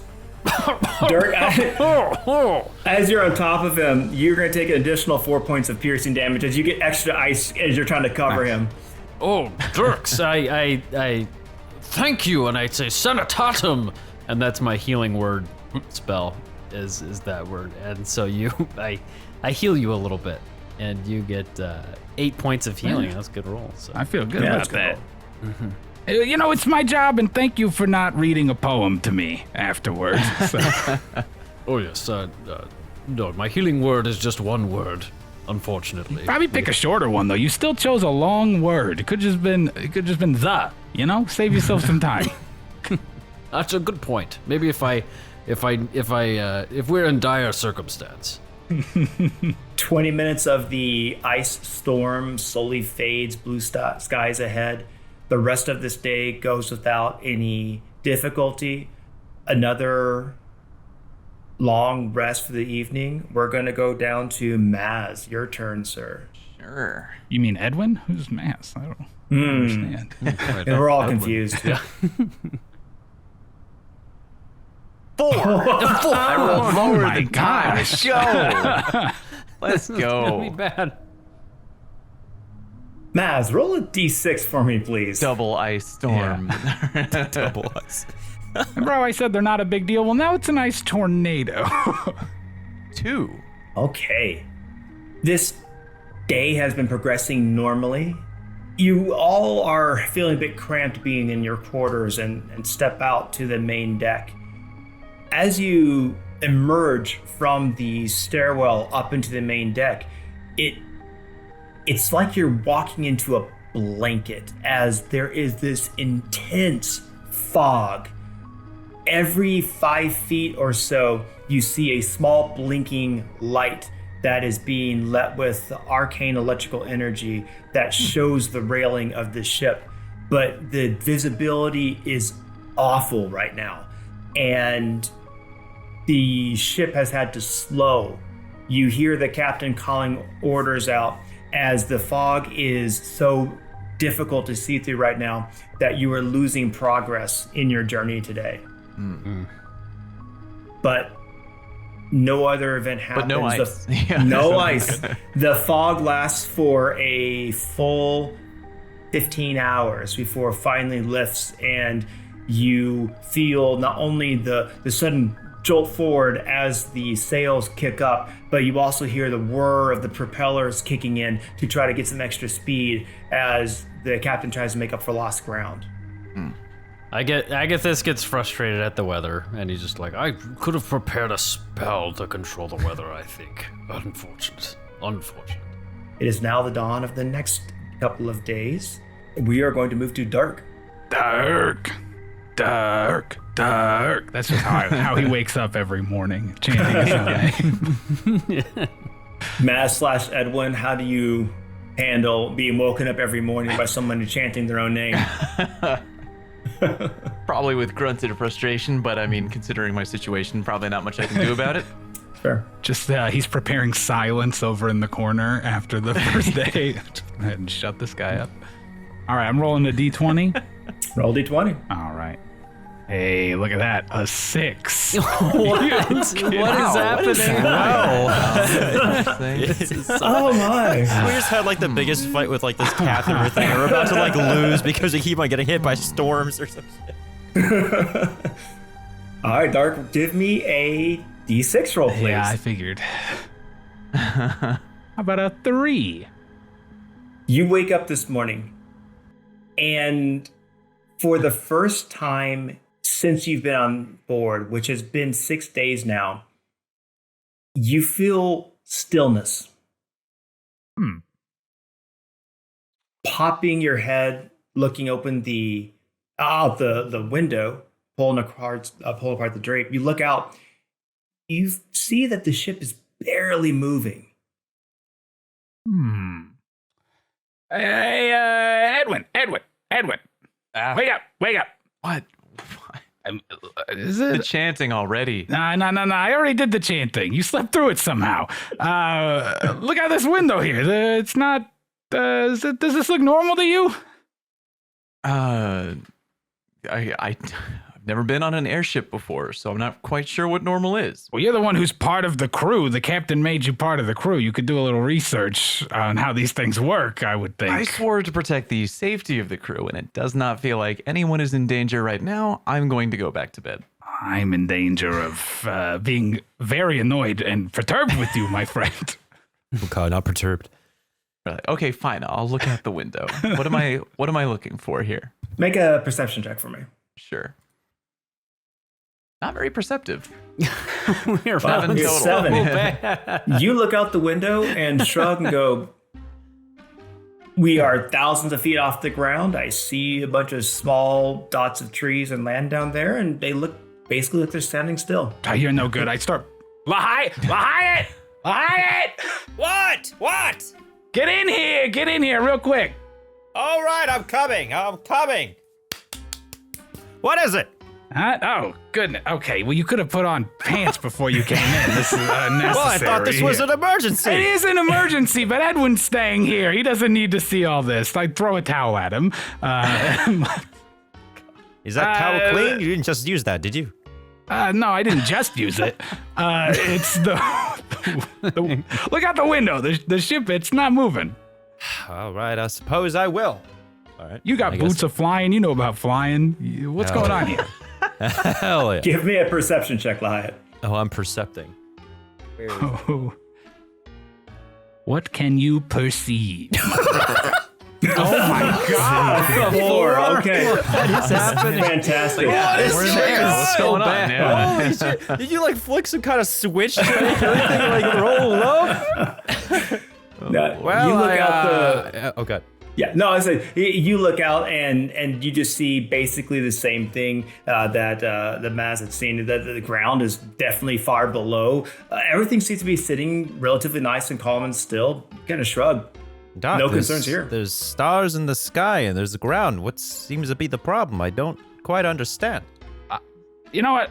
I guess you guys are right. I just accept that I'm wrong, and I'm gonna just go try to get something to eat instead. I knock on their door, and I hear some ruckus. Is everything okay? Yeah, everything's perfectly fine and normal in here. All right. Very good. I go back to my room. Okay. You guys are welcome to go about your day. Yeah. You're welcome to ask, or you're welcome to hang out. It's up to you. The ship is feeling still. When I go to get food, is there anybody in the mess hall that's reacting When you to walk this into themselves? the mess hall, Yeah. you find most of the crew is in there, and they all look glum and they're grumbling under their breath to each other, and they're like stabbing violently at their food, and they look just pissed in general. The half orc is back behind the main kitchen area. You see him, and as he's in there, he just looks more sour than usual as well. Just kind of everyone's blue. What's with all the long faces going on out here? Somebody get too much of a good taste of the food or something? What's happening? No. Doldrums. With no mana power, no wind.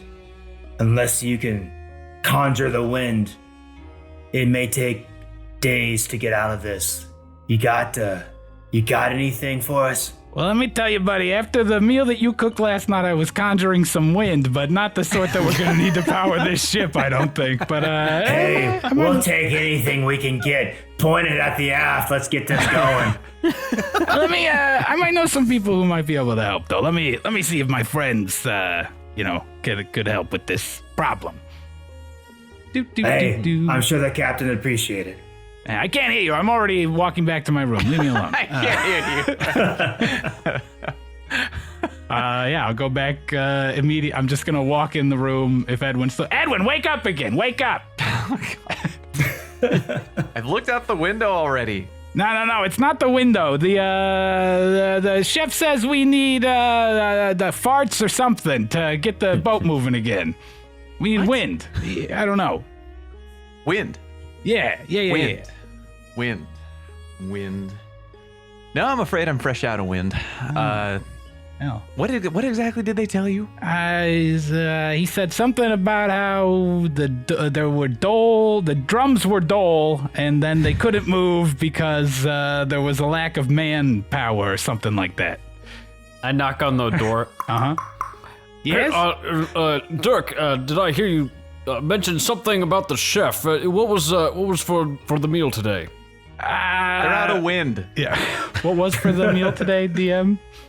So when you went in there, they actually, just to match the wonderful mood everyone was in, they had just plain oatmeal and porridge. It was not very interesting. It was, just a barracks favorite of unseasoned oatmeal and porridge. Oh, okay. Great. Thank you for telling me. I will not be going down. Hey, wait a minute. He said there's something wrong with the ship.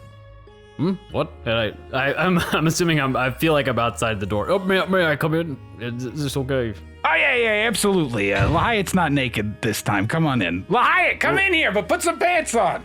All right, I suppose I will. What do you mean the ship? It feels rather still. Yeah, yeah. There's no wind or magic, so it can't go. They need help. Well, I don't have any sort of spells prepared that I would be able to help with this. Perhaps I should go speak with the captain. I don't know. Do you know any? Edwin, you are a spellcaster of sorts. Do you have anything that would be able to help move along? No, I don't know how to summon the wind. Well, neither do I. I guess we can speak to the captain then. And so, would you guys like to go speak with the captain with me? Maybe. Well, I mean, we kind of have no choice. We are your bodyguards, so me and Lahayat are coming. I'll join, sure. So yeah, I go and find the captain, I guess. This makes sense. She might know more than the cook on what the problem is with the ship, so this is good. yeah, good. Glad that she went to the captain. As you guys go up to the main deck, it is a cloudless, sunny morning, and the air is just absolutely still and dry. And you've been awake now for about 20 minutes, and just as you get up to the deck, you feel a shudder go down the ship, and you hear the propellers engage in the back, and it starts to push forward, but not nearly at the normal speed. And behind the helm, you see the first mate. His jaw is just tense as he's looking out, and he's irritatedly drumming his fingers on the ship's wheel. He sees you coming and just shakes his head and shrugs. Hopefully, doldrums won't last long, but until then, he puts his thumb towards the propellers and goes, "We're going to be going as fast as these guys can carry us, but we might even lose a day of travel to this one." Mm-hmm. Unless he looks at you. You guys have any tricks up your sleeves? I wish, good sir, but it doesn't seem like we'll be very, very good assistance with this. Hey, Lahayat, do you think there's any chance you could just use those flying boots and push out there? I don't know how they work. I'm just throwing it out there. Push. The massive airship. Doc, I don't know if I'm strong enough to be able to push the entire boat. Okay, that's a good point. How about if we each wear one shoe? Well, question: what if the ship's being held up by the engines that are handling the gravity, right? What if we just turned off the or turned on is there some kind of anti-gravity thing on the boat, which then any kind of push can cause it to move? Is that theoretical? Possibly. No. Maybe. Roll Arcana for me. You're trying to understand magic and physics and the way that it works through this mana weave. So yeah, let's see what you get here. Ooh, 20. Are you kidding me? My intellect is super low too. It's kind a 19 plus 1. That was beautiful. Ooh. So you have been on the ship now for almost a week. It was told it's going to take you about 10 days. As you have been on here, you've been gleaning a lot. You've been talking to the arcane engineer. You've been understanding that this ship runs through a combination of arcane energies that's able to absorb from the weave. You understand that they use some of that to power the propellers, but most of the energy and what they primarily save these battery stores for is to keep the ship aloft by these massive 13-foot or so odd diameter crystals of blue-green energy that sit in the middle of the wings. And so that is what is keeping the ship essentially floating in air and what gives it the ability to defy gravity. Is it possible with my current abilities to move the ship in any shape or form if messing with these mechanics? A little far-fetched, but who knows, you know? I mean, if you turn anti-gravity on anything, we'll let you move it, eh? You can always try, right? This is good. We should mess with the gravity that's holding this ship up. I like this idea. Ooh. I love it. So here's what we'll do. Essentially, what you have learned with all this, with that great Arcana check, you know that this ship is being made is weightless, but its propulsion is low. If you were to get yourself maybe up to a mast and hang on to it or tie yourself to it, if you put your feet in the direction that the propellers are pointing, you might be able to add a little bit of movement speed to the ship. With this idea. With your walking speed. Well, so it seems like there's only one course of action here. I must become the propellers. I love this. How do you attach yourself to the mast? I find, I'd say below where the mast is, there's a collection of rope sitting on the ground. I find the neatest and cleanest looking one, as I don't want to scuff my armor. And I asked Dirk if it's possible for Dirk to come with me and climb up the mast to tie me to the mast as tight as possible. Tie me to the mast. I mean, I suppose so. Anything for you, Wyatt. Although I don't like the heights, but yeah, sure, I'll try. I'll give it a shot. All right. So as you guys are climbing and you're trying to tie him to it, just for fun, let's use your survival skill to see how well you tie him to the mast. And the way I vision this is that you're tying Lahayat so that you're sitting in like that L-shaped plank position where you're trying to keep your legs up the whole time so that his feet are pointing towards the back of the ship so you can push it forward with those boots. Makes sense to me. Let's do this. Gonna lean to Agathis, like, You see these can't guys? tell if this is a great idea or a terrible idea, yet I can't look away. You know, it looks like, unguided by any of my friends or anything like that are with me, I've rolled an 8 on this. Fantastic. To So- tie this knot. You are confident in your ability to tie him to this mast. And so you cinch him up under his arms, you get him up there, and so while very you're hanging tight. up. Yeah. Yep. You are sitting in this plank position, and Lahayat, I want you to give me we'll make this athletics or acrobatics, your choice, to see how long you can hold this basically L-shaped leg raise position. This is all abs, buddy. All right, baby. Here we go. We canonically talked about your six-pack. Oh, nice. Good core strength. Oh, yeah. 18. So in a feat of near superhuman strength, as it's more Asimir, he is able to keep his legs up at this angle for an entire hour. And it's amazing. Beads of sweat are pouring down your head. And I need you to make a constitution save for me. Here we go. I'm gonna At 13. Can I give him bardic inspiration? You That's may give probably, him. yeah, that's in character Yes, for sure. I'm absolutely giving him. Okay. I like something the you would idea do. that you are all just like sitting down there, like, go, Whoa, go. he's really going for it. Yeah, I'm like just not helping at all. All right. So you can, before you know the success or failure of your 13, you can decide whether or not you want to roll the bardic inspiration that you were Be just given. 1d8 on that.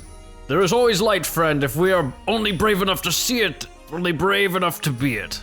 And that's what he says. Give a bardic Here we are, rolling the d8. That's a 4. Okay. So 17 total. Well, the save was a 16. So you do not suffer any points of exhaustion. And as you do this for an hour, Dude, I'm a machine. you are sweating, just bullets as you were trying to go. You were totally pitting out, which is grossing you out because you hate it. And as you were up there, just as your legs kind of keep drooping, you bring up, and the last time they droop, the sails blow full, and you all feel this big jolt as the ship almost catapults forward. Away we go, lads!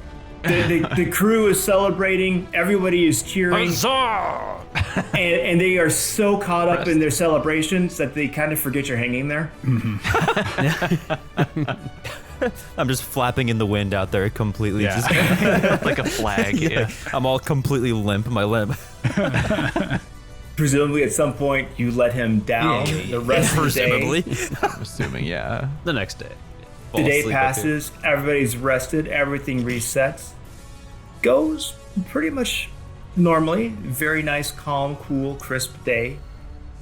When we head to the final day of travel, I do need one more roll, and we're going to go to Dirk. I think Dirk did the last one. Oh wait, I'm out of order. I think we went a little bit out of as order, Agathis, but that's it's fine. right. I did. You were looking at your sheet and you couldn't help but think, Dark. Agathis, come on, Agathis! Come on, Agathis. 17. Hey, our Finally first a good good roll. one. Hey, Lamau. All right. So what I need you to do is I need you to roll a d4. That is a 3. As you are on the last day that you're told that this is going to be for travel, as long as nothing weird happens or unseemly, you see ahead of you this meandering, almost like a path of green shimmering particles slowly start to manifest, and it slides and seems like it's being collected by the spheres of magical energy that are on the wings, and you see them glowing brighter and brighter, and the ship starts picking up speed, and it gets to the point that the captain, she's back at the helm, and she's saying, pull in the sails, and they're pulling them down, they're getting them flat. The ship is just taking off like a bullet, and she smiles and says, fortune's with us. We hit an arcane spark, and you burst forward, blazing down, tearing through into the evening sky as the sun is just starting to set. You feel the ship start to pitch down, going lower and lower. And as it's pitching down, going lower, you see that you are coming into the northern tip of Hormer, for those of you who recognize the map. And you are starting to swing low over what you presume to be Tilverton as you're cruising over a large bay, flying over this city. And as you get into it, you see some amazing evidence of agriculture and technology.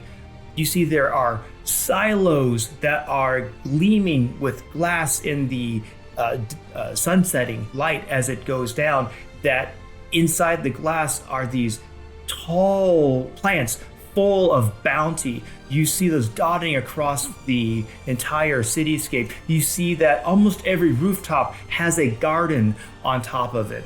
You see this gorgeous bridge that is going between multiple buildings that has just grand architecture around it.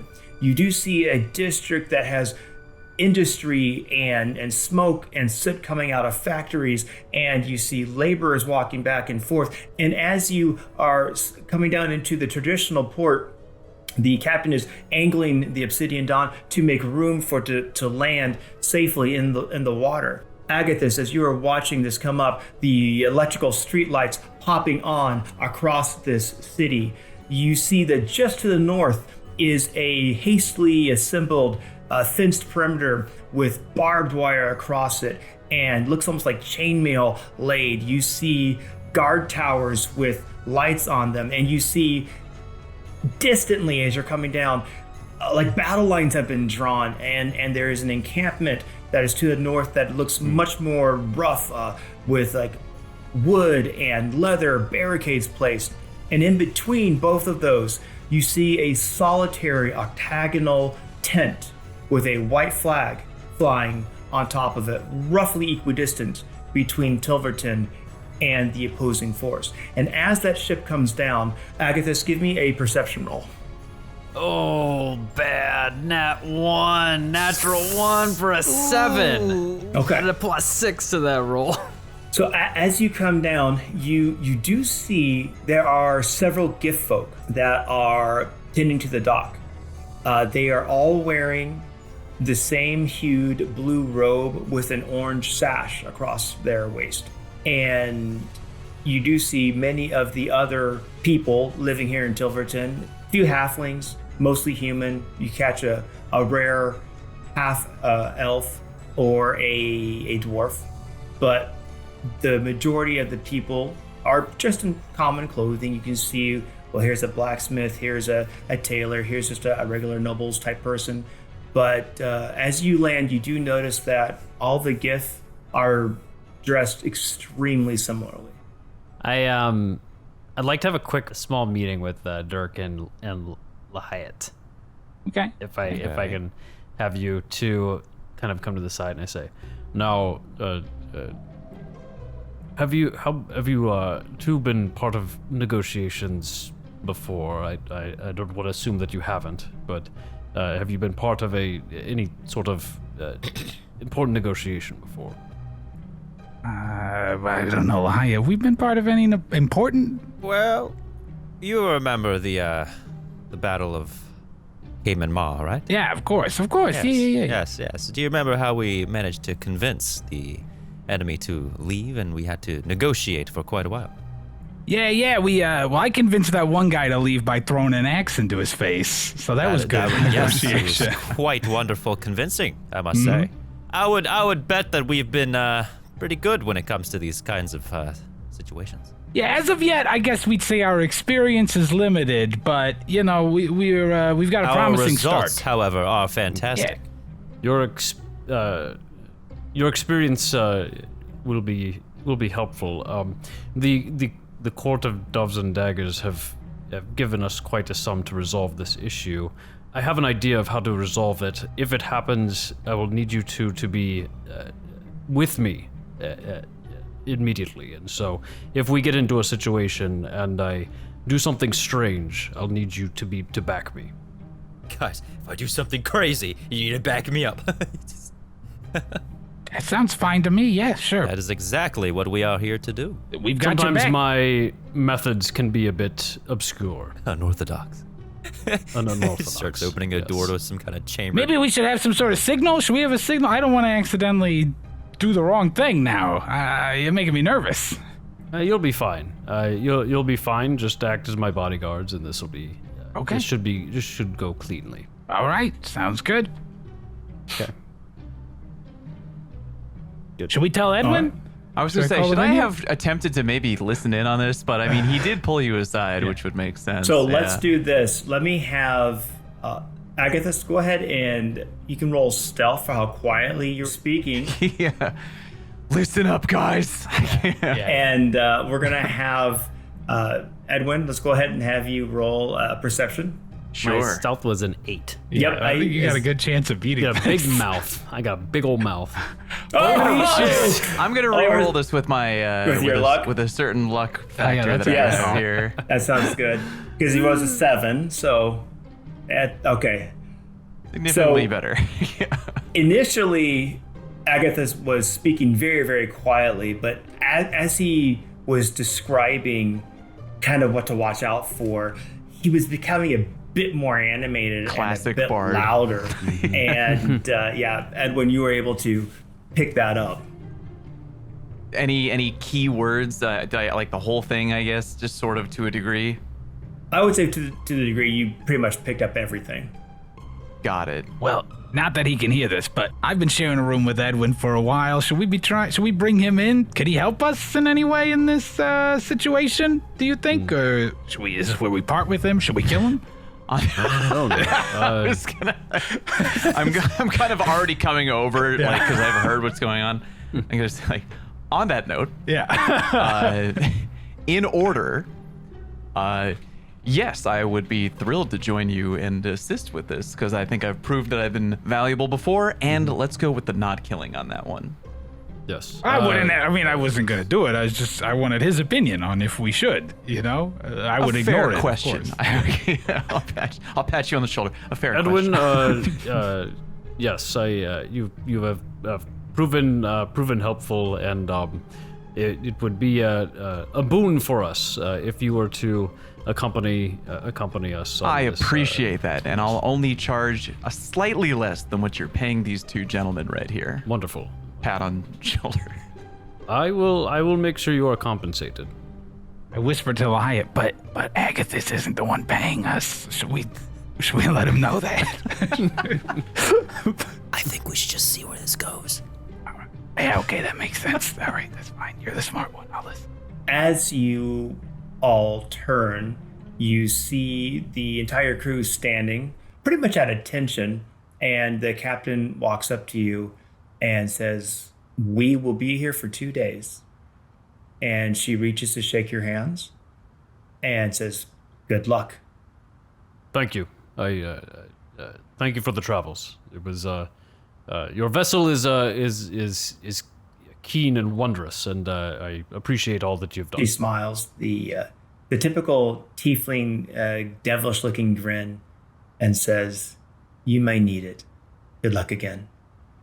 The gangway slides down, and the populace is watching as you step down because there's not very much travel going in and out right now, and certainly a skyship brings a lot of fanfare.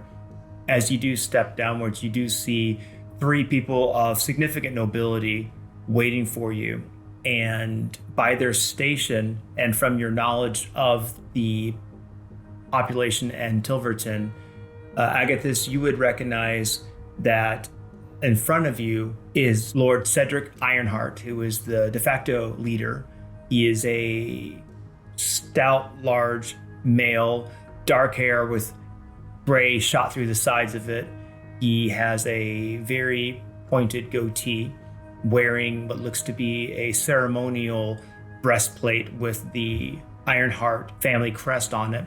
To his side is Lady Arya Thistledown, who is a half-elf, who is wearing the customary browns and greens of someone who represents the agricultural part of the city. And then to his left is Foreman Caldor Stonehammer, a dwarf of well-known renown who has been in charge of primarily making sure that the industrial works and that the production lines of Tilverton go well. As you step down, you do see a small contingent of guards behind them, and that there are a number of GIF waiting on the sides, heads bowed, blue robes, wearing their orange sashes. And he frowns at you a little bit as you come forward, and then he bows his head and says, "Sir Agathis, Gloss, we welcome you to Tilverton. As I understand, the Lord of the Frostfang Marauders is already waiting for us, signaled by your arrival. We can make haste to the negotiating tent, unless there is anything else that you wish to do beforehand." The hour, he looks up to the sky, does start to grow late, and you can see just the last faint light of the purple sun starting to fade from the sky. Most of the city now lit by both arcane and non-magical means. Okay, I am going to cast Detect Thoughts with the subtle spell on him. And I'm going to look at him and introduce myself. Yes, thank you. I am Agathis Gloss, and I appreciate you allowing us to be part of this discussion. In going into this interrogation, or in this Arbitration? arbitration, good. Into this arbitration, what are your tactics? What are you looking toward presenting to the Frostfang gang? We need them to be gone. And we're not entirely sure what they're after beyond just wanting control over our lands and over our property. They want these trade routes. We cannot allow that. They have threatened the very lifeblood of not only our people and he's gesturing broadly to those gathered and to the livelihoods of everybody along the Sword Coast. We have yet to figure out what prompted this horrible attack upon us, but this has to stop. You've got to find a way to get rid of them. And roll a quick perception for me. Let's get a good perception for once, guys. Here it comes. Yeah. Oh, it's a do it. 24. Oh, yeah. You notice bad. that when he was sweeping broadly with his hand, talking about all of us, he made it possibly an unconscious point, but he made it a point to not include the GIF. He stopped just short of them, those that are gathered in a group around him. And with the detect thoughts, my thinking is to make sure there's nothing on his surface level thoughts that's like twisting words or something that's being untruthful or anything that would make me guess that this is not who he is saying is or anything. He believes firmly everything that he's just told you. Okay. And these GIF to the my left and right, these are free men. These are men and women who are part of your society. He looks around and says, of course, they're free to come and go as they please. They have their rightful place in our society. Why would you ask otherwise? And rightful place, what is that place? Their place has always been to care for the needs of our society, to care for those who are here, to make sure that everyone enjoys the bounties of Tilverton and the amazing agriculture that we have to provide. It's been this way for generations. Surely, he laughs, surely you know this. I'm going to push harder with my detect thoughts. Okay. And Oh, do boy. my disconcerting Is word. this the signal? Do I attack? No, I'm not. No, I'm doing. You don't see anything really, but he's I gonna know. roll 5 less on his On a save. on his save, and Okay. his save is a wisdom saving throw. A wisdom saving throw. All right, 5 less. He's going to get a 14. And mine is did I say it was 15 earlier? You did say it was 15 earlier, so he fails. Interesting. So he fails, and I'm looking in his mind, looking for what he's talking about with these GIF. I am suspecting that he is referencing that these GIF are slaves. They look like slaves to me. They look like that they're under his control. You dive into his thoughts there a little bit. You get the sense that he does not consider them as slaves, but more like indentured forever servitude, second-class Permanently citizens. interns. Yeah. Yeah. This sounds like slavery with extra steps. I don't know. Yeah. Okay. I shoot a message to Dirk and just say, ready yourself. And I look at him and I reach in my holster and I take out the gun in my hand, and there's a burst of shadow that comes from the gun, and shadowy chains go down my arm, and I point the gun at him and I fire. Whoa. Well then. Go Hey, Lion, I ahead, think that's the signal. go ahead and roll an attack with advantage because nobody was expecting this. Weren't expecting negotiations to open with a bang. 15 to hit. Okay. Better hit. His unprepared form, the ceremonial shield at his back, standing there unhelmeted, you fire this ancestral weapon that has been forged by the GIF with all of their sorrow, all of their hatred, all of their torment for generations that has been going here. It coalesces in a single blast of a scream for freedom and release. As it launches forward, it hits dead center in the face of Lord Tilverton. And you see as the blast comes out, his eyes go wide in shock.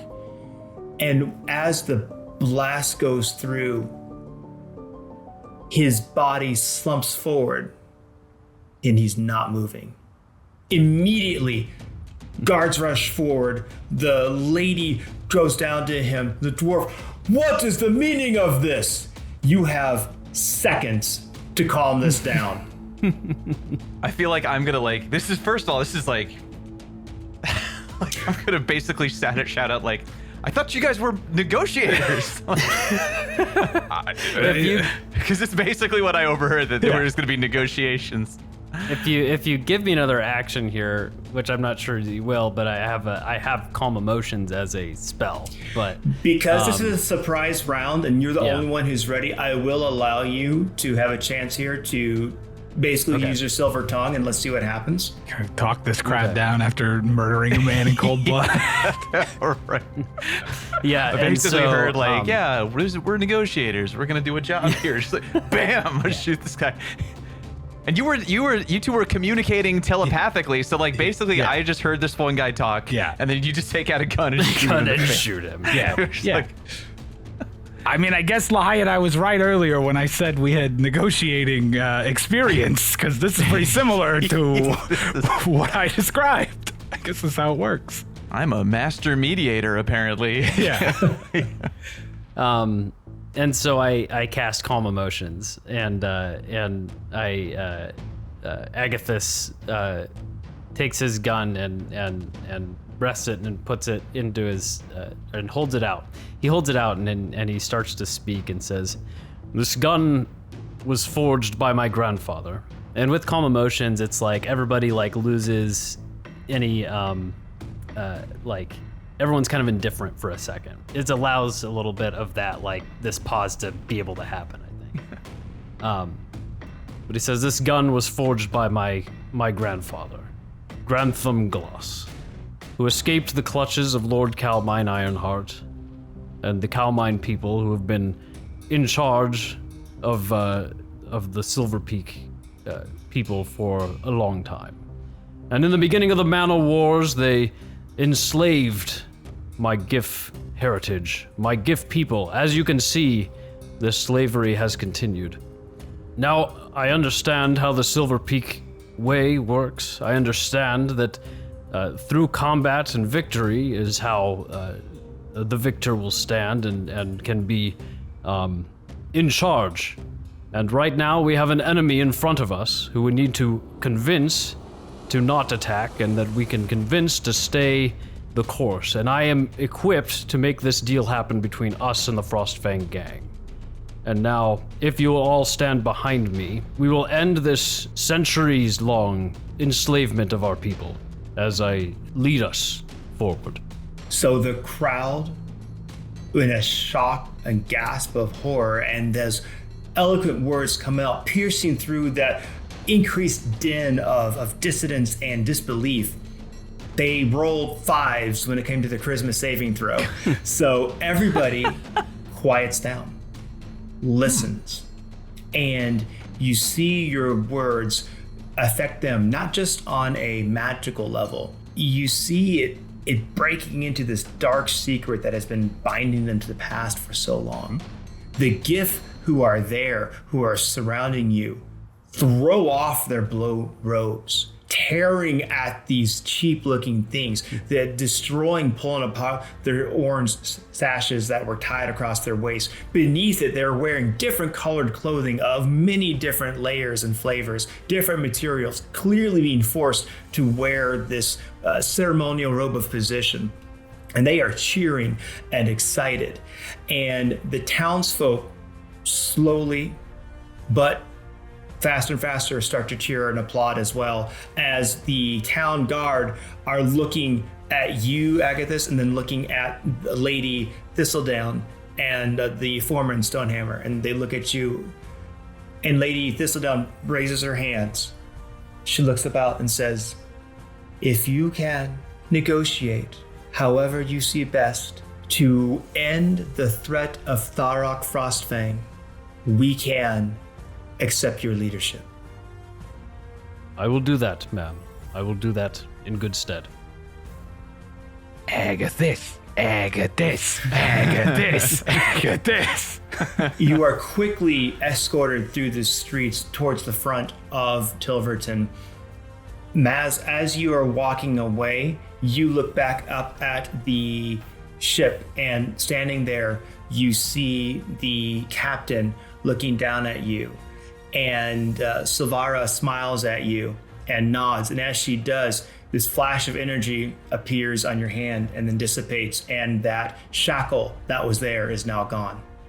Nice. So as you walk with the rest of the group through the cobbled streets with these buzzing lights as you go by them, out through the main city area, beyond the hastily assembled chain link fence with these barbed wire across it, you walk into this kind of no man's land where you see there have been lots of battle scars. The ground that was probably fertile is now marred with some smaller siege weapons and large series of explosion remains and holes. You see that there are broken banners and broken off weapons, half buried bodies. It has been a pretty significant level of combat as you walk out. And you see this landscape is eerie. You hear this distant calling of ravens. The air is thick with tension, and you still have the faint smell of gunpowder and ozone that really suggesting there's been lots of expenditure of arcane magic. Moving forward, you see that despite this destruction, the tent is standing as a beacon of hope, a place where maybe diplomacy and negotiation might bring an end to this conflict and finally usher in some peace. As you walk into its octagonal tent, on the outside, it's expansive with several supporting poles and thick guide ropes anchoring it down.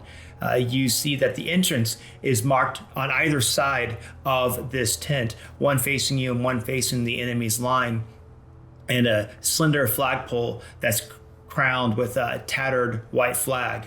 It is fluttering, presents signals of hope and the intent for diplomacy and peace in the midst of this chaos. As you step inside, the atmosphere is a lot more, well, warm.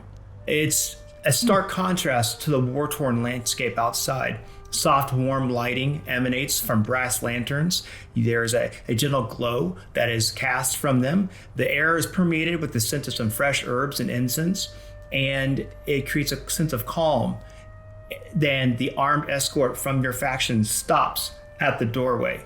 And as you step in, you see that there is a similar armed escort at the other end of the doorway, but not walking inside. In the middle of the room, there are multiple 4 wooden tables, all arranged in a rectangular formation in the center of this room, draped in deep blue tablecloths adorned with silver embroidery that shimmers in the lantern light. The tables are littered with a hodgepodge of parchment and scrolls, leather-bound books. You can see that there have been some attempt at negotiations. Quills and inkwells are scattered about, stacks of maps with lines drawn on them. And at one end of the tent, you see a sumptuous spread of food that's still slightly steaming, large platters of roasted meats and fresh fruits, exotic vegetables, and the like. As you walk in, standing directly opposite you is Lord Tharok Frostfang. He is a fierce-looking half-orc barbarian. He's got gray-green skin. His exposed skin is a patchwork of scars that all have various stages of healing, mashed with tribal tattoos. He wields on his back, you see this massive great axe, and his armor that he is wearing looks like it was carved out of some kind of bone. He stands there, imposing, frowning as you walk in. What's this? Where is Cedric? Where is that worm? Cedric is, you'll no longer have to deal with Cedric. Good news, he hates Cedric, guys. Oh, yes? And why is that? Is he got the runs again? Oh, no. He won't be running for a long time. It's because I murdered him, and I have assumed control of the Silver Peak Dominion. He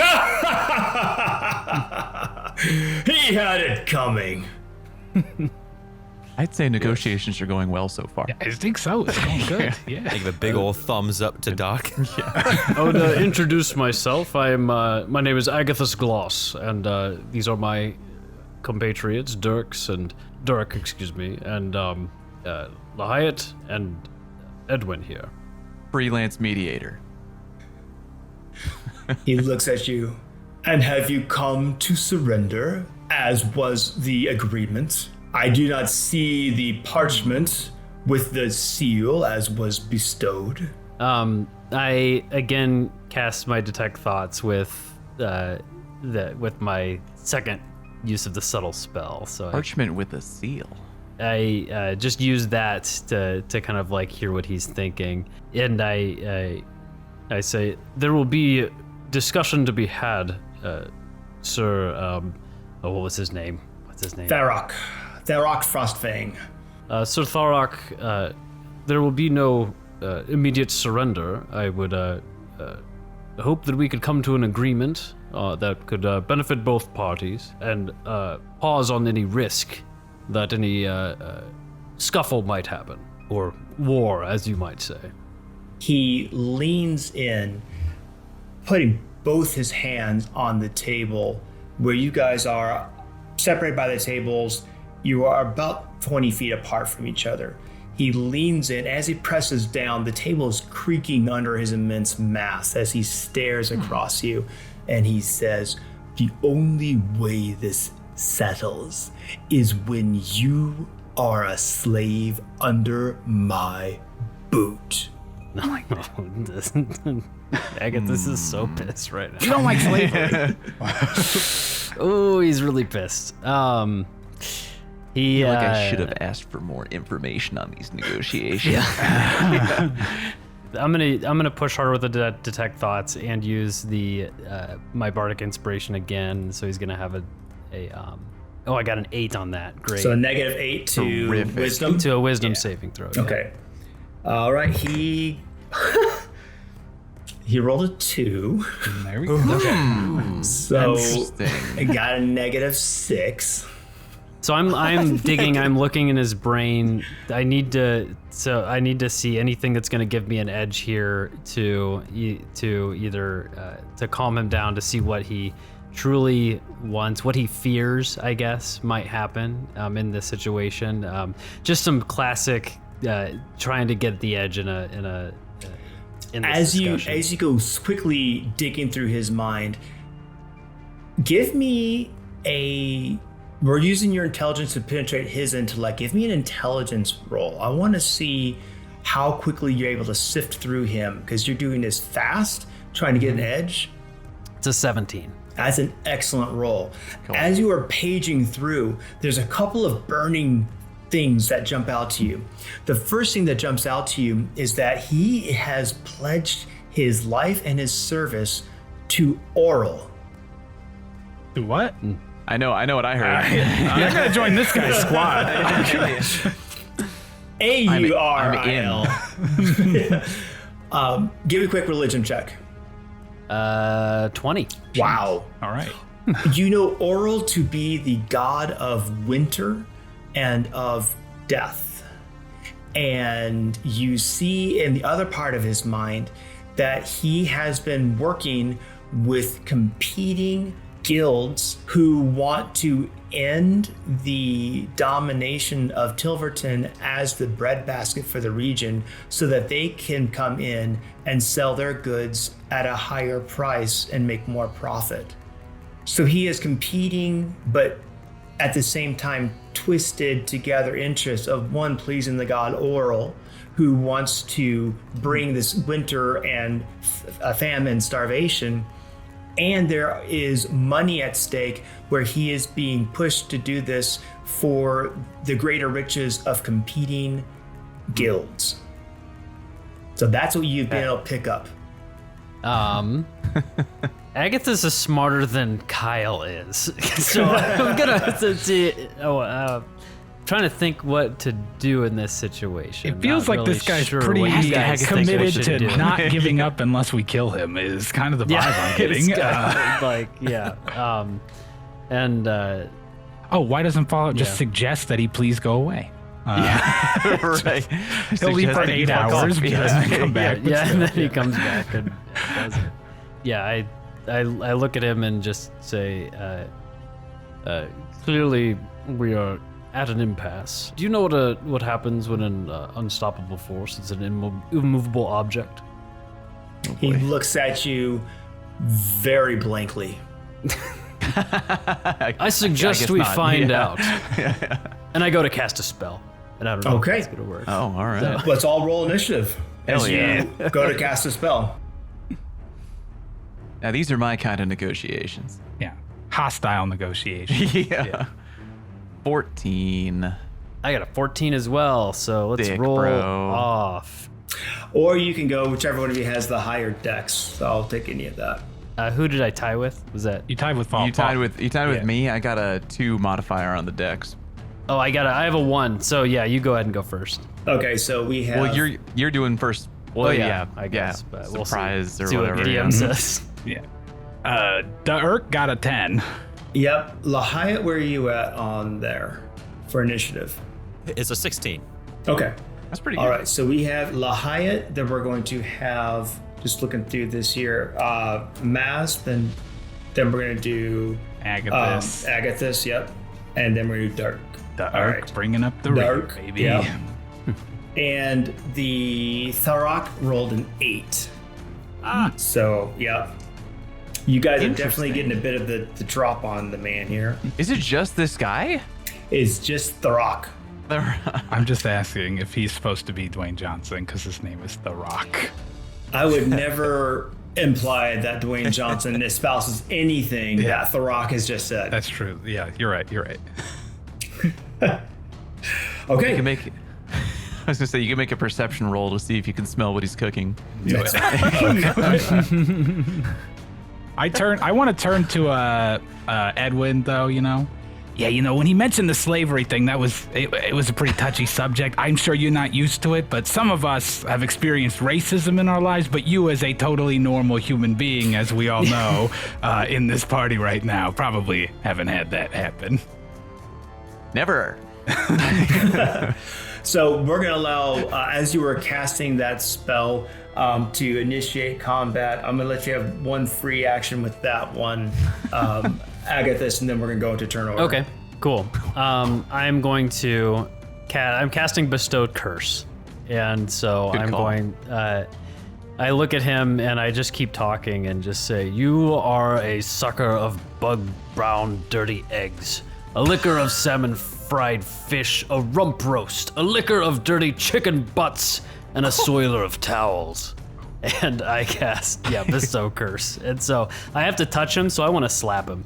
Okay, so Get to him then. I like, you gotta get, so as you, Am I not right? I just assumed I was right. No, We're so like, you, we were right so in front of him. the way to think about this, there are 4 tables set up in a rectangle. You're on either side of the rectangle from each other, about 20 feet apart, with these large tables on it. So I just imagine in my mind's eye, as you were walking up to him, and he's looking down on you. You're a tall gift. He's still about a head taller. He's a massive guy. As you were walking up to him, insulting him, your hands are empty. He's like, whatever. So you spit out this horrible insult, walk up to him, and you go to slap him. This Kevin to like catch your hand and just like snap Okay. your wrist. Hearing you say all this, I'm like, now these are the negotiations that I'm used to. Yeah. So yeah. So are you trying to slap his face or just like slapping his stomach? What would Agathis do? I'm trying to belittle this man. I'm not actually thinking that I'll do much damage to him by like hitting him as hard as I can. I just want to like pat him like he's a little boy. Like Agathis is taking off a white glove as That's he walks fine. up. Pa-pa. All right, so you have Bestowed Curse. So let's talk about what this does. You choose one ability score while cursed. He has disadvantage on it. He has disadvantage on attack rolls against you. And he must make a wisdom saving throw at the start of each turn. If it fails, he wastes its action that turn doing nothing. And I'm going to use a third bardic inspiration for the disconcerting words or the unsettling words. So Okay, that's so going he's to be got a minus -4 on his save. And so what is the save that you want him to have disadvantage on? We will do so wisdom. Yeah, because Okay. that makes sense with the bestow curse thing. So he's got a -4 for his first save, and he has disadvantage on wisdom saves going forward. Yep. All right, so we'll see if he saves. Oh, he does not.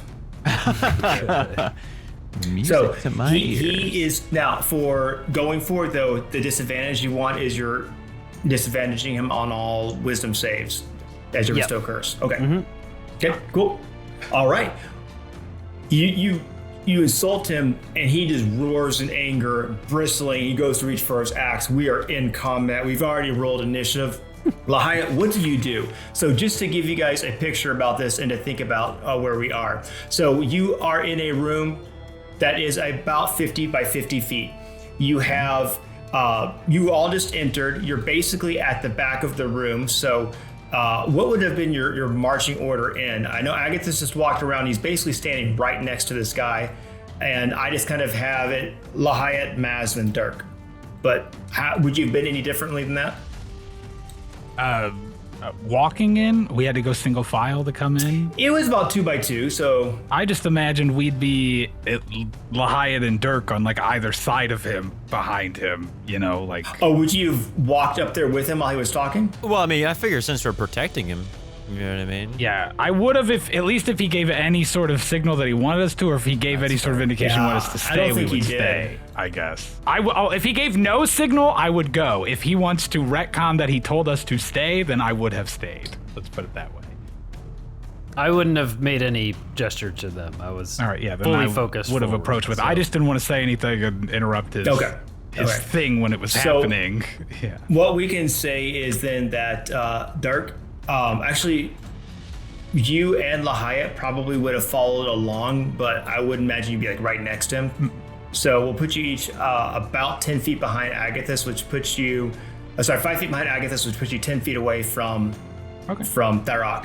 Maz, where would you have been? Would you just stay at kind of the entrance, or would you be going the opposite direction? I'd Where would you- probably be with them, but I definitely wouldn't be like front and center. Okay, You know? so we'll put you circling, and you're about 5 feet behind Lahia Sure. and Dirk. Okay. That sounds good, All right, yeah. perfect. So, Lahia, you've got this hulking, now quite angry looking half-orc who is reaching for his battle axe. What do you do? Are cantrips considered are they considered an action or a bonus action? It'll say on the particular cantrip. Yeah. Yeah, for what the it most is. part, they're For the actions. most part, they should be action. Yeah. Okay, well then I'm going to hold off on that for a second then. In that case, I believe I have an action here, disarming attack. So Okay. then I can use one of my superiority die, add to the damage to disarm the target if it fails a saving throw. Okay. Of I think 14 or something. So, Okay. 14th strength check. If only he had disadvantage at strength checks. I believe in us. I do too. So I'll take my bow here. I'll roll to hit, I suppose. Yep. That's a 15. A 15 just misses. Oh, Wow, Ooh. he's a tough boy. Okay. sheesh. Wow, that's a +8 as well. Whew. I do technically have a second attack. Yeah, so You can I can try try it to again? Yep. True. Yeah. Okay, so you said 15, so I need a 16, eh? Mm-hmm. Oh, mama! Wow. Okay, well that So was. as an 11, yep. Oh, boy. So you let loose 2 arrows. The first arrow bounces right off his breastplate. He snarls. The axe comes forward. The second arrow, he flips it a little bit. The flat of the blade catches the arrow, and it goes off the other side. Anything else you want to do, Lahia? Oh boy. You have movement you can expend. You are right now, I've got you at 10 feet away from him. He is, if you were standing facing him, he's roughly at your 11 o'clock. Well, that was a really poor events there. However, I do have once per short rest an action surge to take one more action. Okay. I feel very, very upset with my 2 shots missing. So I'm going to use an action surge and attempt it one last time. You actually can take 2 more shots because it gives you another action, and your attack action has 2 attacks tied to it. Okay. All right. Feeling a Good bit better call. about this now. call. All right. Well, if we're down for that, I'm going to try the disarming thing again, eh? Come on, baby. Okay. Get this Here axe we out of his hand. go. It's 28. There we go. Now that's a hit. Okay, holy cow. Now wait. that's a hit. 28 means you crit, right? So you do double damage on your dice as well. Wait. Yep. So it's a 20 plus 8. So with that said, he also has to make a strength saving throw. What's the DC? I think it said, let me see. 14. Okay. Yeah, 14. He got 22. That makes sense. Okay. But you get to roll your attack damage, and then you get to double that Okay. for the crit. And you also get to, because you chose to expend that superiority dice on the hit, you still can roll another D8 with That's right. that too. But that Okay. doesn't crit. Did you just add the 8 that I just rolled? Okay, so it'd be 5 doubled to 10 plus 3 is 13 because you just double the dice, and then you add your extra. So now go roll an 8, or sorry, roll your D8, excuse me, for the superiority dice. There's a 4. Okay, so with the 13, so 17 points of damage with 1 attack, and now you get to attack again because you did your action surge. Okay. I one more time. I can't. Jesus Christ! I was shooting this guy with like 15 arrows. All right. Well, I suppose we'll 4. try the or 4. Yeah. Disarming thing one more time. I suppose. Let's see what happens. That's a 17. That hits. Okay. Fantastic. Okay. So he disarming needs to it do a again? saving, right? Yep. All right. So, come on. Less than a 14. Oh, No, I don't like that sound. he rolled a 13. We do like that sound. Okay. It's out of his Nice. All right. So we're gonna. I assume now I have to do the same roll for damage, then roll a d8. Yes. Okay. That's a. Okay. Well, it's a 5. It's not crazy. But with a d8 added on that, it's an 8. Hey, so 13 All right. total. So 8 plus 5. All right, awesome. 13. So he has been disarmed, and he is taking another 13 points of damage. You see him just being frustrated and angry. What else do you want to do, sir? And I have no more actions, no cantrip usage, eh? No, you can move. That's about all you've got left, I think. Maybe next time. Okay. Yeah. I think that might just be it for me. Okay. Yep. Yep. All right. I think that was worth it. that was a pretty good deal. So we're now down to Maz. Maz, your turn. What do you want to do? Okay. So I want to make sure I'm understanding what happened right now. So what weapon was just disarmed out of his He had hands? pulled out a massive battle axe, and essentially with a disarming attack and damage, he's dropped it to the feet in front of him. Great. Okay. So I have one of 2 choices. I feel like one is maybe the more silly option. One is the more this might work option. I'm debating what I should do here. We thrive on silly. Yeah. This is a really silly one. I don't even know if this would. Well, Are you this would feeling fly. silly, Let's my find out. friend? try asking. Well, what is he wearing? You said he was wearing gigantic bone armor. It looks like bone armor. Yeah. Is it more? Does it look like it's more for cosmetic, or it actually serves a function? It looks like it probably serves function. Really dumb. I'm debating 2 things. One of them is because you've hit him with bestow curse with your bard spell, right? Which is a Correct, penalty yep. to wisdom. That's So right. the only thing I have that really would affect that he would have to be weak from a wisdom attack would be I can cast suggestion. I can't tell him to like stab himself. Like that's like not the it says that wouldn't make sense and it would snap out of it. But I could suggest that like, hey, it would be more badass if you challenged us without your armor or something like that. you could maybe Oh, suggest man. like you should that weapon's holding you back. You should kick it as far away as you possibly can. Well, I have other options too. I like the first you've, one. That's- You've yeah, I do disarmed like that. him. It's pretty good. I also have Mage Hand, which can technically grab the sword, or I'm sorry, the axe that was knocked out of it. Go for whatever feels right. Yeah. I like all the options you've said so far. All of these Yeah. are good, I think. All these are good. I also have Minor Illusion, and my other thought was that you've just knocked his great axe out of his hand. I can illusion, like, so now it just it just goes invisible. Like I could make the illusion that like it makes no sound when it hits the ground, and like it just kind of like is gone or something like that. Oh, Sure. they both sound good. What would Mass do? I'm gonna do Minor Illusion. I'm going to try and cast that real quick, as I see he's now been disarmed, and I'm going to try and make the appearance of his great axe just completely vanish from him, so he's Okay. no idea where it's gone. Perfect. Minor Illusion is what Fallout does when he uses his old high school ID to try to get a student discount at the movie theater. Okay, so he has to make an intelligence check against your spell DC. Oh, I like these odds. Okay, great. Okay. All right. So yeah, I don't. So that's great. All right. Okay. He rolled a 2. Perfect. So what's your just people know, what is your spell DC? I'm assuming The higher same than 2? DC, it's 15, yeah. Okay, yeah.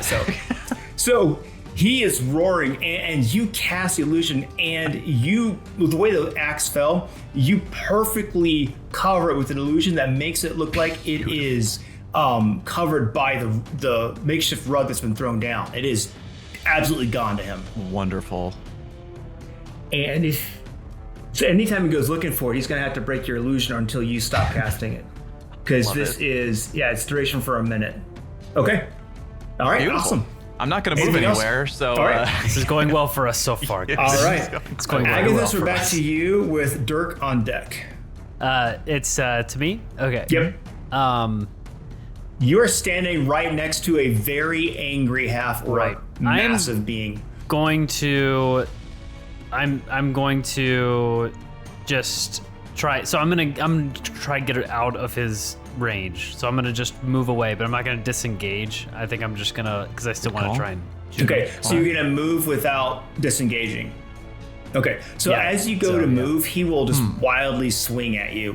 Okay. Because he is sounds about pissed. right. Yeah. And that's going to be a 17 to hit with his Ooh, fist. Okay. That sure does hit. Okay. Sure does. This might hurt more than your little does. slap. Yeah, it's going to be 9 points of bludgeoning damage. Oh. He's 4 Ow. plus 5 as he just pounds you with his strength.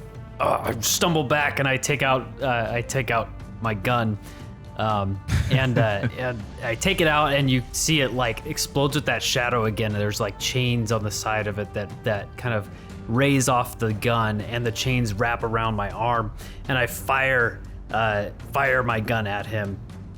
And as it fires, that shadow that's on my arm, that chain, goes into the gun and fires outward in front of it. And as it fires forward, that dark shadow kind of cascades from the gun at him, and it's like shapes of like GIF heads, like screaming and crawling and like and moving, and then it like stands in front of him. This shadow forms in front of him, and it's a GIF with chains hanging down from either side.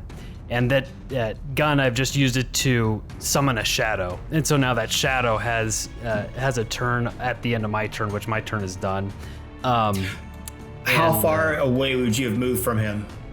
As far as I can. So I Okay. would have moved 30 feet, try to get behind my bodyguards, or even more behind them. But yeah, I'm trying to be pretty far back. All right, you were able to basically move counterclockwise in the room. You are now 5 feet away from Mahaya and Dirk, and you are a solid at a direct diagonal. You are 25 feet from him. So if you think about this, actually it's a square room, but if you think about it on a clock, Agathis, you are roughly at 7. You've got Maz, who's just below you, right about 6. Lahaya and Dirk, you guys are a bit at an angle, but kind of at that 10 o'clock position there. And then you basically, Tharok is at noon. Okay. Is there sunlight in this room? It's night. The only light in here it's is night, the lanterns. Cool. So this shadow stands in front of him, and it's going to make a strength drain attack. And so it is going to kind of like whip its arms in front of him, and it is going to be a 14 to hit. 14 does not hit. Okay. And so that's its turn. Okay. It's done. Okay, excellent. Now, it looks like you, except it's all dark and shadowy.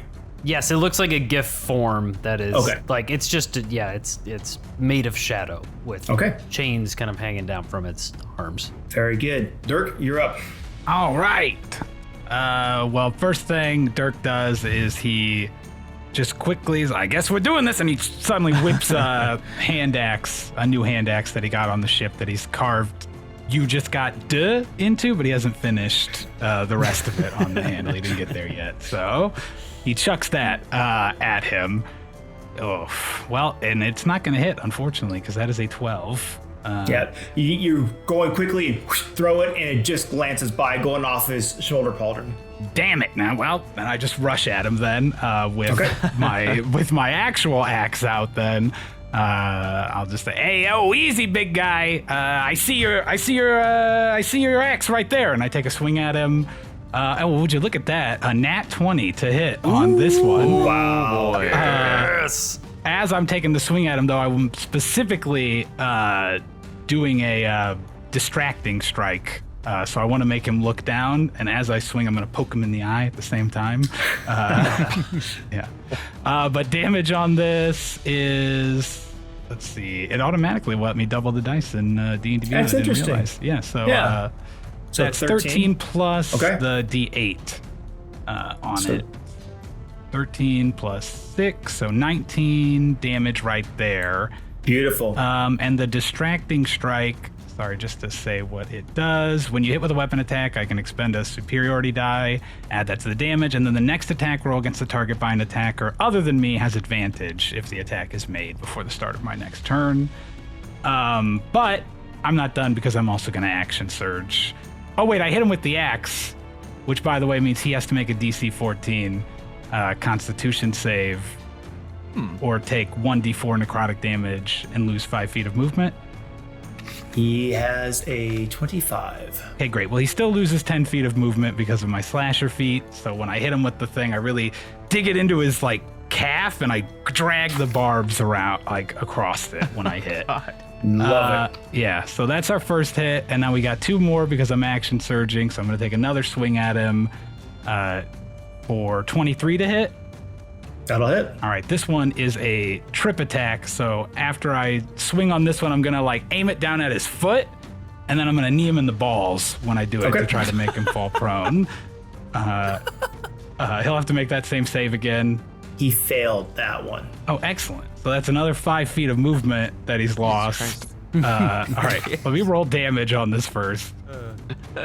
Damage plus a D8 plus a D4 of necrotic damage.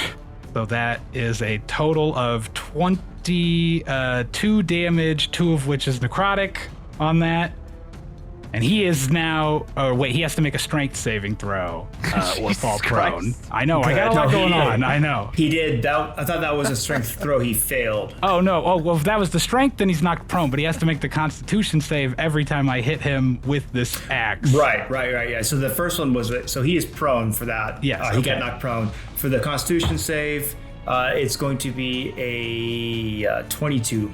Okay, well then he doesn't lose movement, and he only takes 20 damage. No necrotic damage. Okay. All right, he's down on the ground, knocked prone.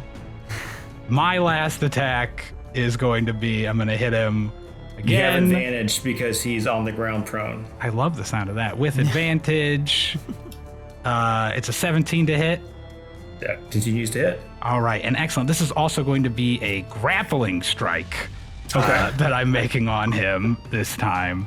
Immediately after I hit a creature with a melee attack on my turn, I can expend a superiority die, then try to grapple the target as a bonus action, and I get to add the superiority die to my athletics check for the grapple. Okay. All right, let's go. I'm gonna need a recap after this round. What just happened? A lot going on. Yeah. Dirk moves quickly when he wants to. All right. It was 13 damage on the hit, by the way. And then I'm now making the athletics check. Do I have advantage on this because he's on the ground too? No, because he's still got it. So you had advantage on the attack, but you don't have advantage on grapple. All right. Because he gets to fight with that. Yeah, it's a good question. Yeah. All right. My athletics check was a 24 total. Oh my gosh, you got a 25. You were it was a 20 plus 5. So so close. He is raging angry. You're walking on him. Just the last thing I have to ask, did he make the con save on the last hit that I made? Con save? No, hold on. Let's see that one. No, he didn't. He failed it. Okay. Yep. Well, then he has lost that 5 feet of movement. So he's down 15 feet of movement total on this turn until the end of start of my next turn, I think. And then he's going to take an additional, just real quick, 3 necrotic damage. All right. So he went from looking angry to now looking bloodied and really angry. Oh, good. He roars, and in a flash of just tremendous rage, you see this aura burst off of him. And I need Lahayat, Dirk, and do you roll for your shadow, Agathis? There's the shadow there. Also, I have to say, when I took damage, the bestow curse is a concentration, and I didn't think about that when I decided to not disengage. And I rolled a 6, so I failed the concentration. So curse is no longer even on. Good looking out. Good looking out. So, So I need Lahayat, Dirk, and Agathis. You are all within range of him as he roars. At the start of his turn, as he enters his rage, you each take 2d4 cold damage. Wait, what was the save? Were we making a save? Sorry. So the save would be, you can make a Constitution save. Constitution, thank you. Yep. Okay. Go ahead and make a Constitution save. You take half damage on a DC. It's going to be a 13 save. I failed. All right. 21. I Good. So that's good. Yep. Lahayat and Dirk both save 21s. Agathis, your custom roll for your little guy was a 9. So 7 reduced by half is going to just be 3 damage. Okay.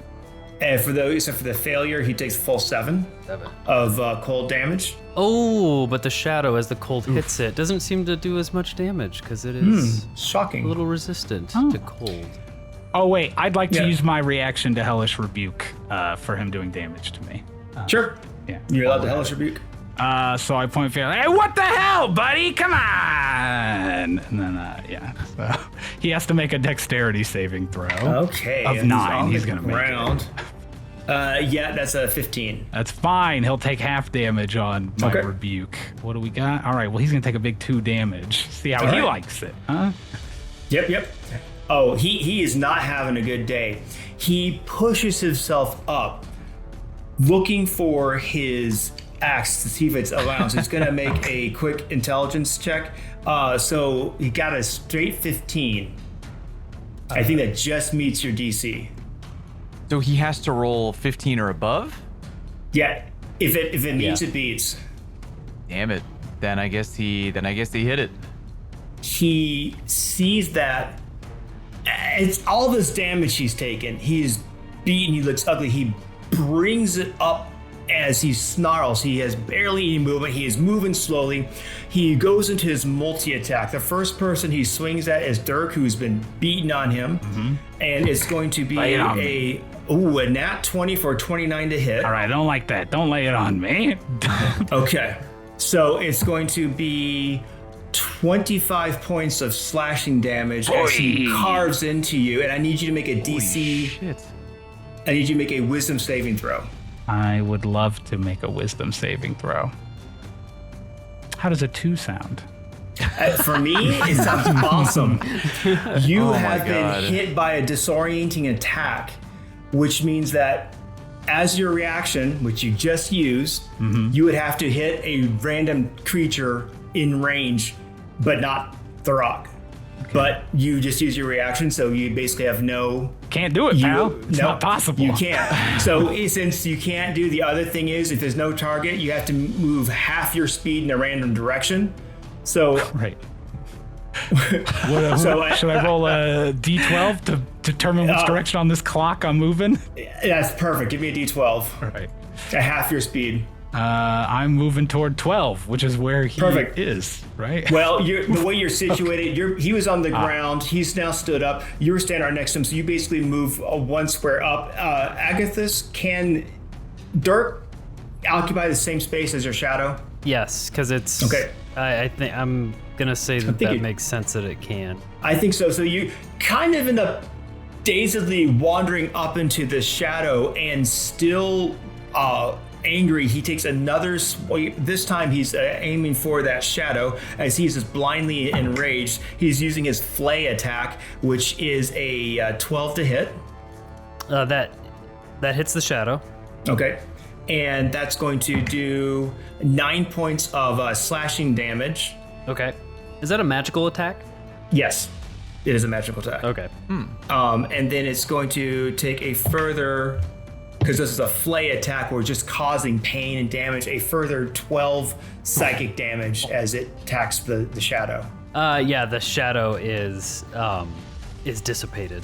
The shadow is gone. dissipated. Okay. It's- Stumbling, frustrated, the Dark, you've just walked out of his range. He's used half his movement speed to get up. He has no more movement speed, and just absolute frustration, he takes his sword with his last attack and slams it on the table that was next to him. The table cleaves in two.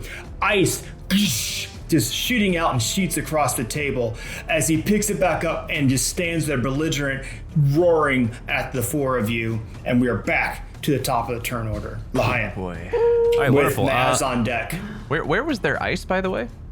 At that third attack, when he smashed the table, it Got it. cleaved it entirely in two, and ice shot out of it from either side. He As he generated hit it. ice with his hit? That last hit appeared to generate ice, Interesting. and a lot Okay. of it. All right, so question. What is he wearing? Like, what objects does he have on him? So you can see that he mostly has bone armor on him. A lot of him is kind of bare, as in not clothed. He has. Yes, I figured. He roared. Well, you know.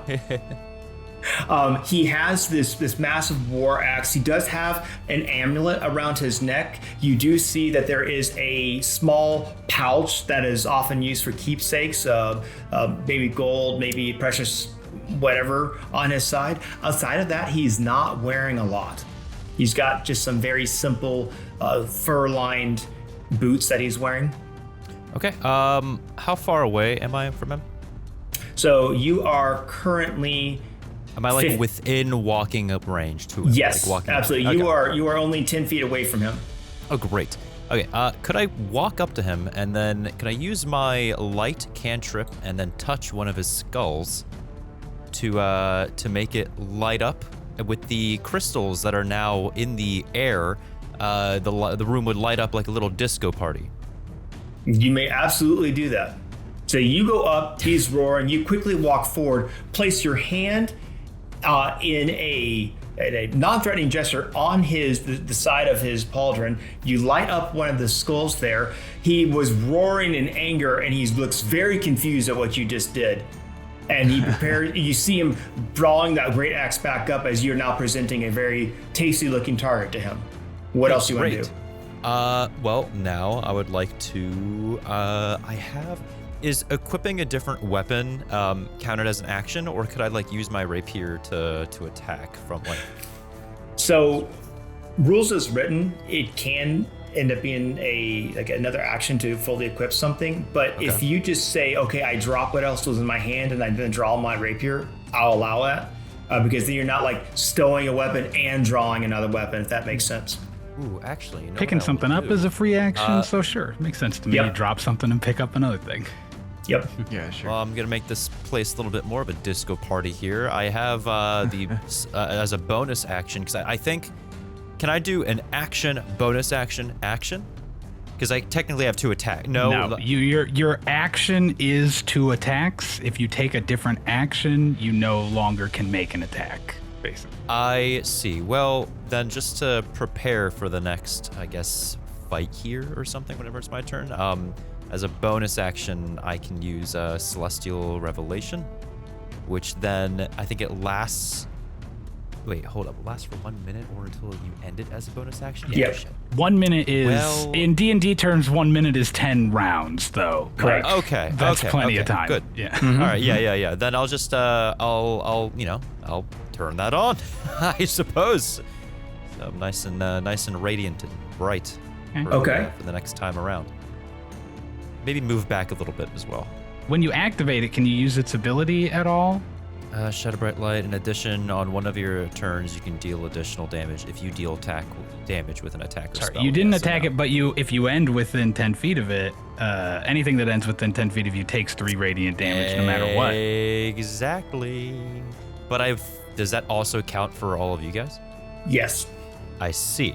So Dirk is within 5 feet of him, occupying the space of where that shadow just was. Lahayat just walked up, has been basically shoulder to shoulder with Dirk, touched Tharok on the shoulder, and cast this light. Yeah, do I have enough movement to move just the 5 feet that I'd need to clear Dark and everyone else, so then when at the end of my turn here, they don't take that instant 3 radiant damage? If you wanted to position yourself so that only Tharok would take that damage and nobody else, yes, you could. You would move basically down and back just a little bit, so you could definitely do that. And you could get Dirk out of the range, but still keep Tharok in it. Well, there we go. But Sounds good to me. I just say What's the that but? as you move away, you're going to incur a reaction attack I from see. Tharok. I've played enough Baldur's Gate 3 to know how bad this is. Oh, it doesn't guarantee a hit, Yeah. but a 24 probably hits. Oh boy. Yep. You're going to take 7 points of slashing damage and 3 points of cold damage. Okay. So 10 points total as this great axe comes slashing through, meeting not so much resistance to your armor and finding skin as it cuts through you. Oof. Oh, it was worth it for the disco party. The disco balls are lighting off. There's like this party going on. You've got a little dust motes flying in there. Yep. And now what happens with ending a turn in your range? He just takes 3 radiant damage like automatically, Yes. it says. Yep. All right, so he takes 3 points of damage. Awesome. Okay. Maz, you are up with Agathis on deck. Who is so where's the position of everybody right now? So So just so you can put it in your mind's eye, visualize, yeah, again, sure. like the clock, you still have like a clock. If you think where 12 is, put 12 down a little bit towards a little bit more towards the middle of the clock. That's where Tharok is. Just to his 11 o'clock is where Dirk is. Lahayat is at about the 9 o'clock, going Okay. counterclockwise. Agathis is further counterclockwise from him, down about the 7 o'clock. And Maz, you are just to his right, towards the center a little bit, closer to that, about the 7 o'clock as well, but just all kind of on the inside track there some. okay, I'm gonna try something creative, and if this doesn't work, I'll stick to a more traditional playbook here. Why on but earth would you ever? it's a great question. Traditional here. playbook. Throw that traditional playbook out Throw the it right window. out. Okay, so oh my goodness, I'll just call him Frostfang. Hey, now I know why I call him Frostfang. So he made a bunch of ice when he slammed the table in half, right? Yes, he did. Great. Okay, bunch of ice blowing all over the room. I'm going to cast Shape Water, and I'm going to take the ice that he has summoned, turn it into a liquid form, and quickly maneuver it directly on the floor under his feet and refreeze it, which I have the ability to do with Shape Water. So I'm making a small patch of ice literally underneath where he is standing. And I have the telekinetic feat, which allows me to do as a bonus action. I can telekinetically try to shove somebody. So I'm Yes, going you to try. can. I'm going to now try to telekinetically shove him and hoping that he slips on the ice that I've now put underneath his feet. Well, traditionally, because of him being the type of warrior he is coming from the north, he would usually have advantage on regular solid ground to avoid being tripped, but you just made the ground under him slippery. So he has just a single regular D20 roll with his dex to try to, and I'm going to use the difficulty of your spell modifier, so that's 15, right? Oh, nice. Okay, yeah. Okay, so he's got to beat a 15 or he's going prone. And he rolled an 8. Let's go. So he roars, he slashes out at Lahai, he takes radiant damage, and then the blindness of this radiant burst of energy in his face, he doesn't see this water like melting and slipping beneath him and refreezing, and then you just shove him enough and it catches him off guard, with like he's been flashbanged, and bow, he falls to the ground again. Let's go. This guy's having a bad time. So he is prone. I want to make sure I'm not super close to him, by the way. Like, if You he are gets not. up, okay, good. Then I'm just gonna stay where I am. And Yeah, he's pissed at you, but you are I'm sure he about is, 25 feet from him. Okay, fair enough. Yeah. Good, perfect. All right, well, my job here is done.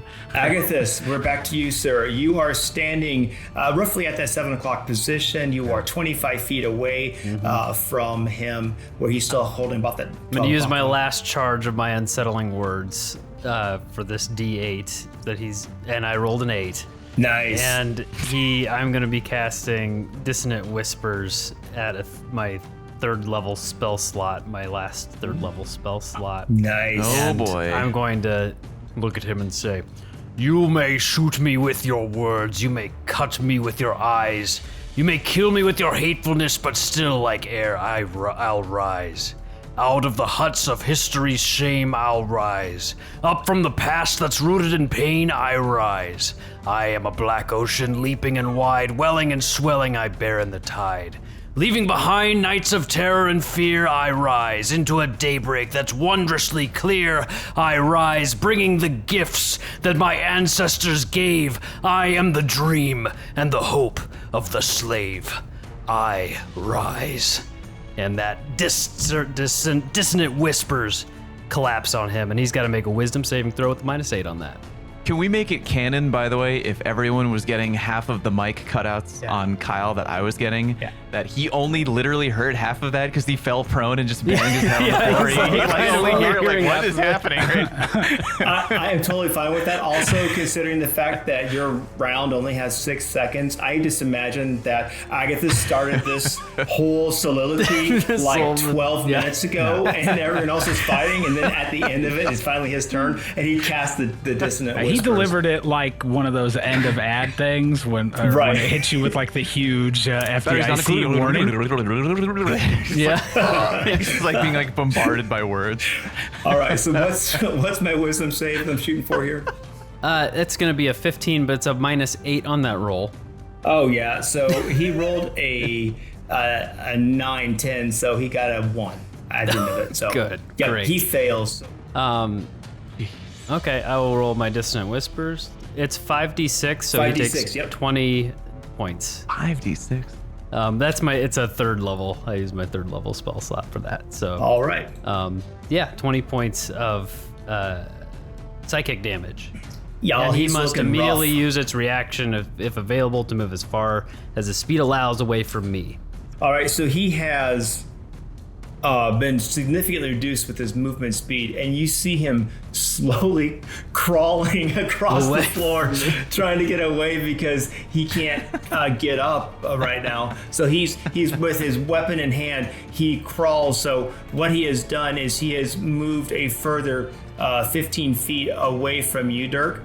So when it comes to your turn, he is 21 feet away from you, having crawled across the floor because of these dissonant whispers. Agathis, anything else? We'll go to Dirk's turn. That's it.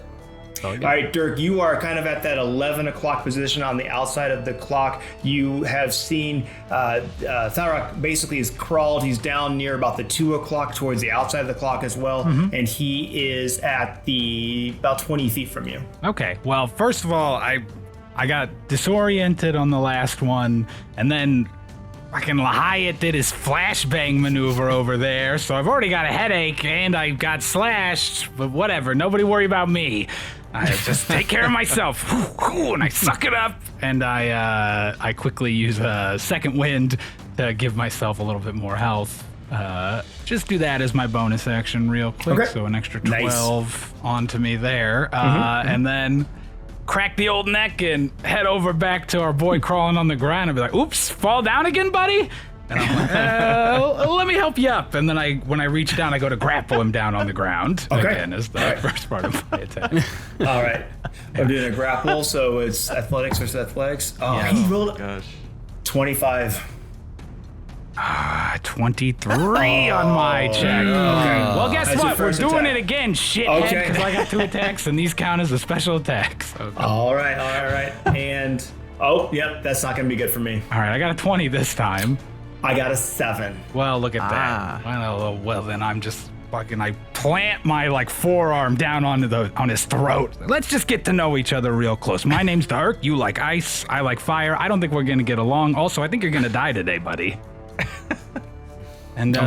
I believe that's really all I can do. I moved over here and used both my attacks to pin him. It's good. All right. You're just All holding right. him down? Like, Yeah, he has no movement speed now, right? If I'm holding him and he's down, there's really no way. Yeah, for I don't him know to what he's going to do. get up. It sounds like he has to, break out of you grabbing him in order to... Yes, in order to stand up, Okay. he has to beat my grapple. Okay. Okay. Yeah. Very good. So that is the end of your turn.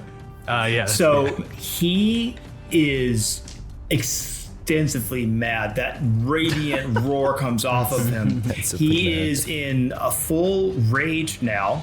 So a few things. First of all, you need to make a Constitution save That's great. because you're the only one right there. Yeah. How's a 16 suit you? You'll save, but you'll take half of 7 again. So that'll be 3 points of cold damage. Say it, don't spray it, buddy. And he is, with advantage trying to shove you off and rolled horribly. With a 9, he fails to shove you off, though. Yeah, there's no way I can't roll worse than that. So there's I mean, try just for flavor, just to see. for flavor. all right. I got a 19, so we're holding him down pretty That's good hard. flavor. Hey, That's good flavor. Yeah. It's pretty good. So he's roaring and angry, trying to shove you off, trying to get purchase, but you have managed to pin him after this battle. And Lahayat, we're back to you. So- Oh my goodness. Well, I suppose it's time to hit the real shots. Now time to roll for real, bro. I'll roll for real, bro. All right. So he is lying on the ground prone. So technically that gives disadvantage to any ranged attack. But he wanted to drop his bow and pull out his rapier anyway. That's on right. the previous turn. Well, that's fair. What's the disadvantage like? Disadvantage roughly will equate out to a -5 already to your roll mathematically. Yeah. So it's not good. Is what I would say. It'd probably be better to use the rapier. And the fact that he's at advantage with melee next to him, that would give you what, a +5? Advantage means you roll 2 d20s and take the highest result. Disadvantage Right. means you roll 2 and take the lowest. Just Right. usually averages out to. Sounds good to me. Well, I'll say I'll swap over to my rapier and give him a little poke. All right. Pokey pokey. So you walk over and you are now standing right next to him with Dirk pinning him down. Roll for attack with advantage. All right, let's see. That's a 20. So go ahead and roll again and see if you can get a natural 20, then you can crit. So roll the hit again to see if I can get it. Yep. Okay, let's see. No. Okay, no. Hey, it's always worth it. Okay, so at 20 hits, go ahead and roll damage. Beautiful. Do the hokey pokey. Okay. That's it's a 10. And anything else? You want to take another attack? And I wonder if I can, give me 1 second. Can I attack again with the rapier, but I want to add a precision attack from my superiority die? You can do that. Okay, so gotta roll once for the do I get to roll twice again and then take the highest one like normal? Yeah. Okay, the first one's 11, second one is 14. So neither of those would hit. Except for the fact Yikers. that your precision attack is literally that you add a superiority die to your to hit roll. So in this Oh, yes, you do. situation, you add a Yes, you d8 to your 14 and Okay. That should work. That's, well, there we go. Bingo. That's a 19. That's total. Now you deliver the hokey pokey. There you go. Sweet. Yep, that's it. So 19 does hit. Go ahead and roll damage. Boom, boom, boom. That I was is going to say precision attack maybe isn't a good idea when you already have advantage, but it worked out. Yep. yeah. Yep. It's a 6. Okay. So 6 damage is still more damage. This guy is looking pretty stinking rough. Okay. Anything else you want to do? I think I'm quite all right. I got this rapier out. Dark's got him handled down. They're pissed. You know, we're good. Maz, anything you want to do? Anything I want to do? I mean, It's your turn, sir. He's just sitting there in one of the chairs, just how relaxing. hurt is he looking right now? So if he was looking great to start with and bloodied his half, he's looked like he's well on his way of shuffling off the mortal coil at this point in time. Yeah, that sounds good. All right, I'm just going to go ahead and believe it or not, everything I've done up to this point has been a cantrip in this fight. So Big I got guns plenty time. left in the chamber here. I'm gonna go ahead and hit him with a level 3 magic missile here. Nice. Kind of wind Nice. that up. God, you should have negotiated. Throw that right at him. Spell creates 1 more dart for each level above. So I'm using. Wait, is it? It's 3d4, right? You start with 3, and then you're getting 2 more. Yeah. So it'd be 5. Yep. 5d4. A lot of d4s. That is not a terrific roll. So that would be 14 damage total, I think. Yes, because it adds it all together. That's correct. Beautiful, So 14 okay. points. Yep. So you smack him just as these missiles come shooting out of you, and because it's force, he's like inching his way across the ground. We're bunny hopping. Dirk is like sailing or surfing onto him. Wrestling as you each other, get pushed across. Perfect. Yep. He's looking awful. Anything else you want to do? Nope.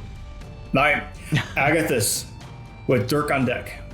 Agathis points Chainbreaker, his pistol, at this man and tries to hit him. And that's going to be... Do I get advantage on that? You don't. It's ranged. You get disadvantage. So you got to roll twice, take the lower. So. I don't think I get disadvantage on ranged attacks. Oh, because of your.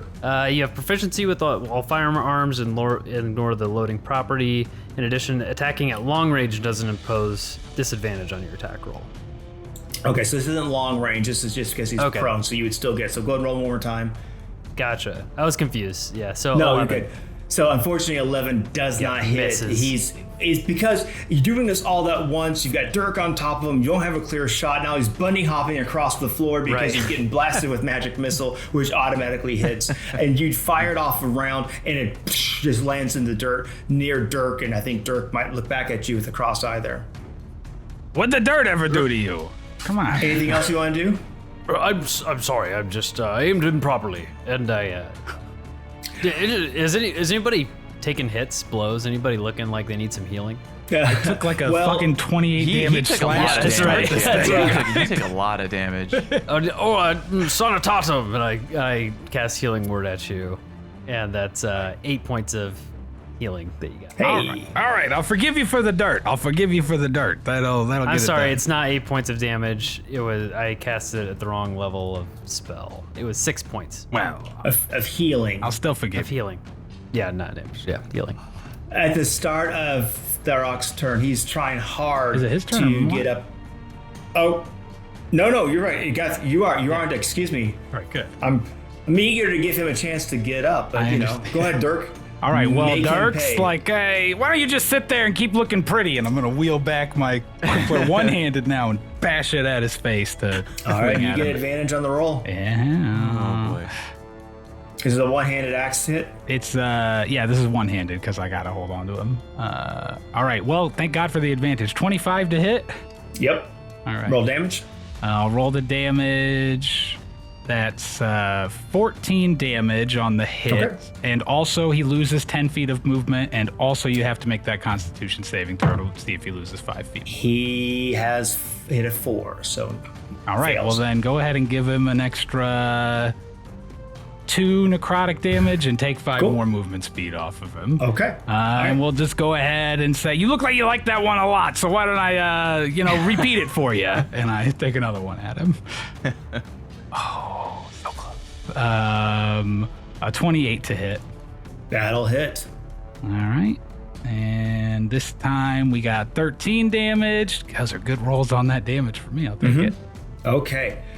So as you do that, you hit the first hit, comes down super hard. The second one, barreling down at him. Describe how you help him exit the world. Excellent. I'm taking, when I'm going down to slash, I go like right for the eyes and I just embed the axe right in like his eyes horizontal. Like he looks like Cyclops from the X-Men, but with my battle axe fucking resting in his face instead of the visor. And because of how you carved your name into it, it does look like I said you've been dirt because the rest of it is actually buried in his head. So it looks like you actually completed it. Hell yeah. Yeah. Awesome. Last burst of frost energy powers off of him. You each take a little bit of frost damage. You stand up. The ground is shaking. You are shaking. Outside, you hear the roaring cheers of the guards coming from the Silver Peak Dominion. You see on the opposite side, the Frostfang Marauders had come to watch this combat or to watch the negotiations. They turn on their heel and start running. And you hear the Tilverton army start running behind them as they stream about, chasing them back towards the north. The crowd is jubilant, and over the next couple of hours, there are songs of praise. There's food being brought forth. There's celebrations. There's wounds being laid to heal. And in all of this chaos and all the celebration, you have a few moments to talk to each other as very quickly things are coming together. You've got the lady of the Thistledown, and you've got Foreman Caldor coming up, and they are trying to get to Agathis to talk to him about his new position. What do you guys say as the noise becomes so overwhelming to each other? Holy shit! That's great. You know, that was a pretty good time. I just like to bring back to the matter of reimbursement, though. If I could speak to you about that, Agatha. You think maybe I'm just filling out these receipts here. I did lose. What did I? You think I lost like 5 or 6 hand axes on that ship, and those are pretty sentimental. What I achieved today was beyond anything that is of value to me in coin.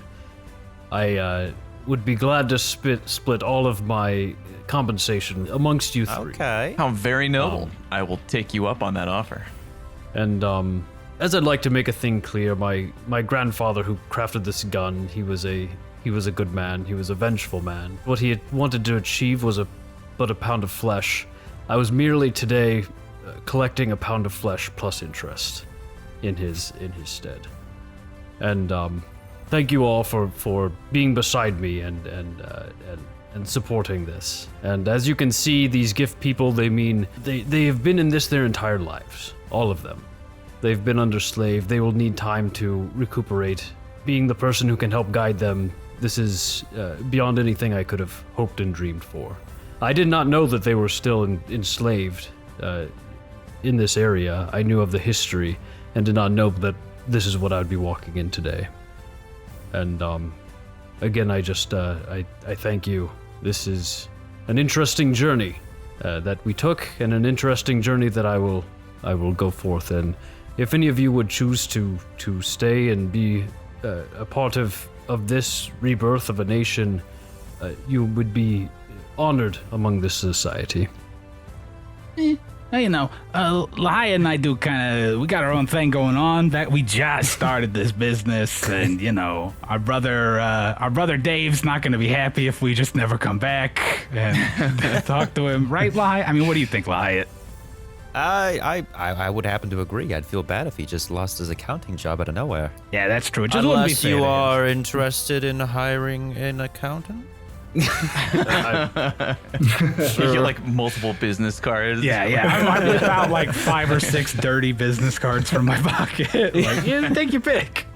Well, we'll have to figure out this trade business and also how this society would stand upon, not compensating an entire workforce and starting to compensate entire workforce if they choose to stay. So accounting would surely be helpful in Yeah, well, this. Dave's got a couple semesters of community college, so I think he'll figure this out, no problem. Good. Edwin, thank you for joining us. Yeah, where were you going, Edwin? Were you headed out or what? Where were you on the ship? You were coming here? I kind of sort of maybe dropped my guard a little bit. It's like I sort of really had no destination, to be completely honest. Yeah, I don't think I'll be going back, but there may be opportunities here for future business, let's might say. And you can call me Maz, but if anyone asks, it's Edwin. And I'll offer a hand to shake for Agathis there. Oh, good. I shake his hand. And then maybe a little bit with the handshake there, you can take a look down and see that color on my hand shimmers a little bit as I'm able to change the appearance of part of my body. For just a brief minute, it was kind of light blue, pale, and then it just kind of shimmers back over to the form of a normal human hand. Okay.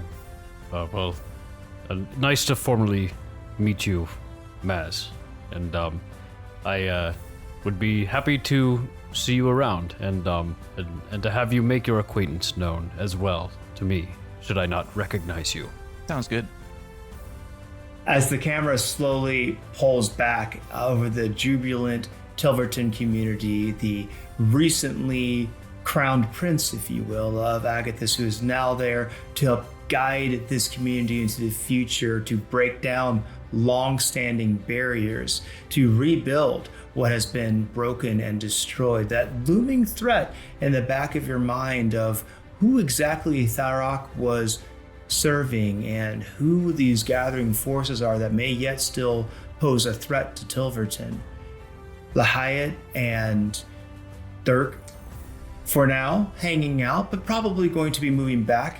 And Maz, still an unknown as to who exactly what he is and what his motives are.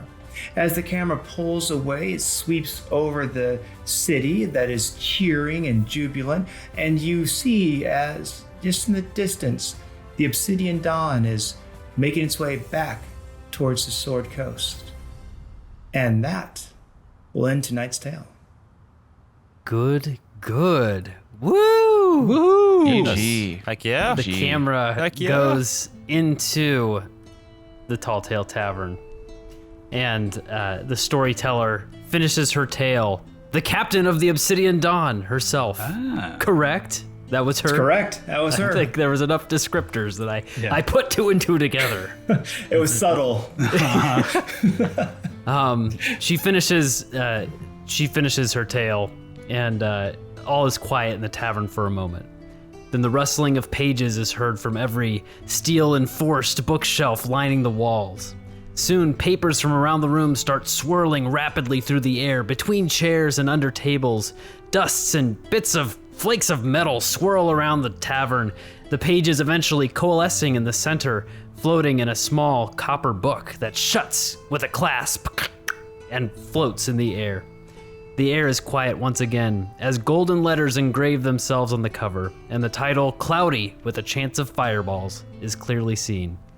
The book gracefully makes its way to one of the bookshelves lining the wall and finds its place among the stories. And thus concludes our 6th story in the Tall Tale Tavern. Woo! Yeah. Thank you to all the players this week, Scott, Fallout, Time, and a special thank you to our wonderful DM this month, Ryan. What a fun and unique adventure, and just a great, interesting storytelling. That was such a fun thing to put together. We'll have to have you on for our Chaser episode with My pleasure. Scott and I, and we can go through all the fun details of We're just locking him in, whether he agrees to or not. Right? It's Lock locked him in, in, baby. It's locked in. You know So, where I live, so what do I have to say? Yes. all the players this week, their socials can be found in the description. If you want to see the video of this episode, it will be up on our YouTube. Follow us at Tall Tale Tavern Podcast on Instagram, YouTube, and TikTok. Join our Discord with the link in the description. Thank you to Tyler Adelsberger for our intro music. Thank you to Zazar for our artwork. And with that, we will see you next time at the Tall Tale Tavern. Woo!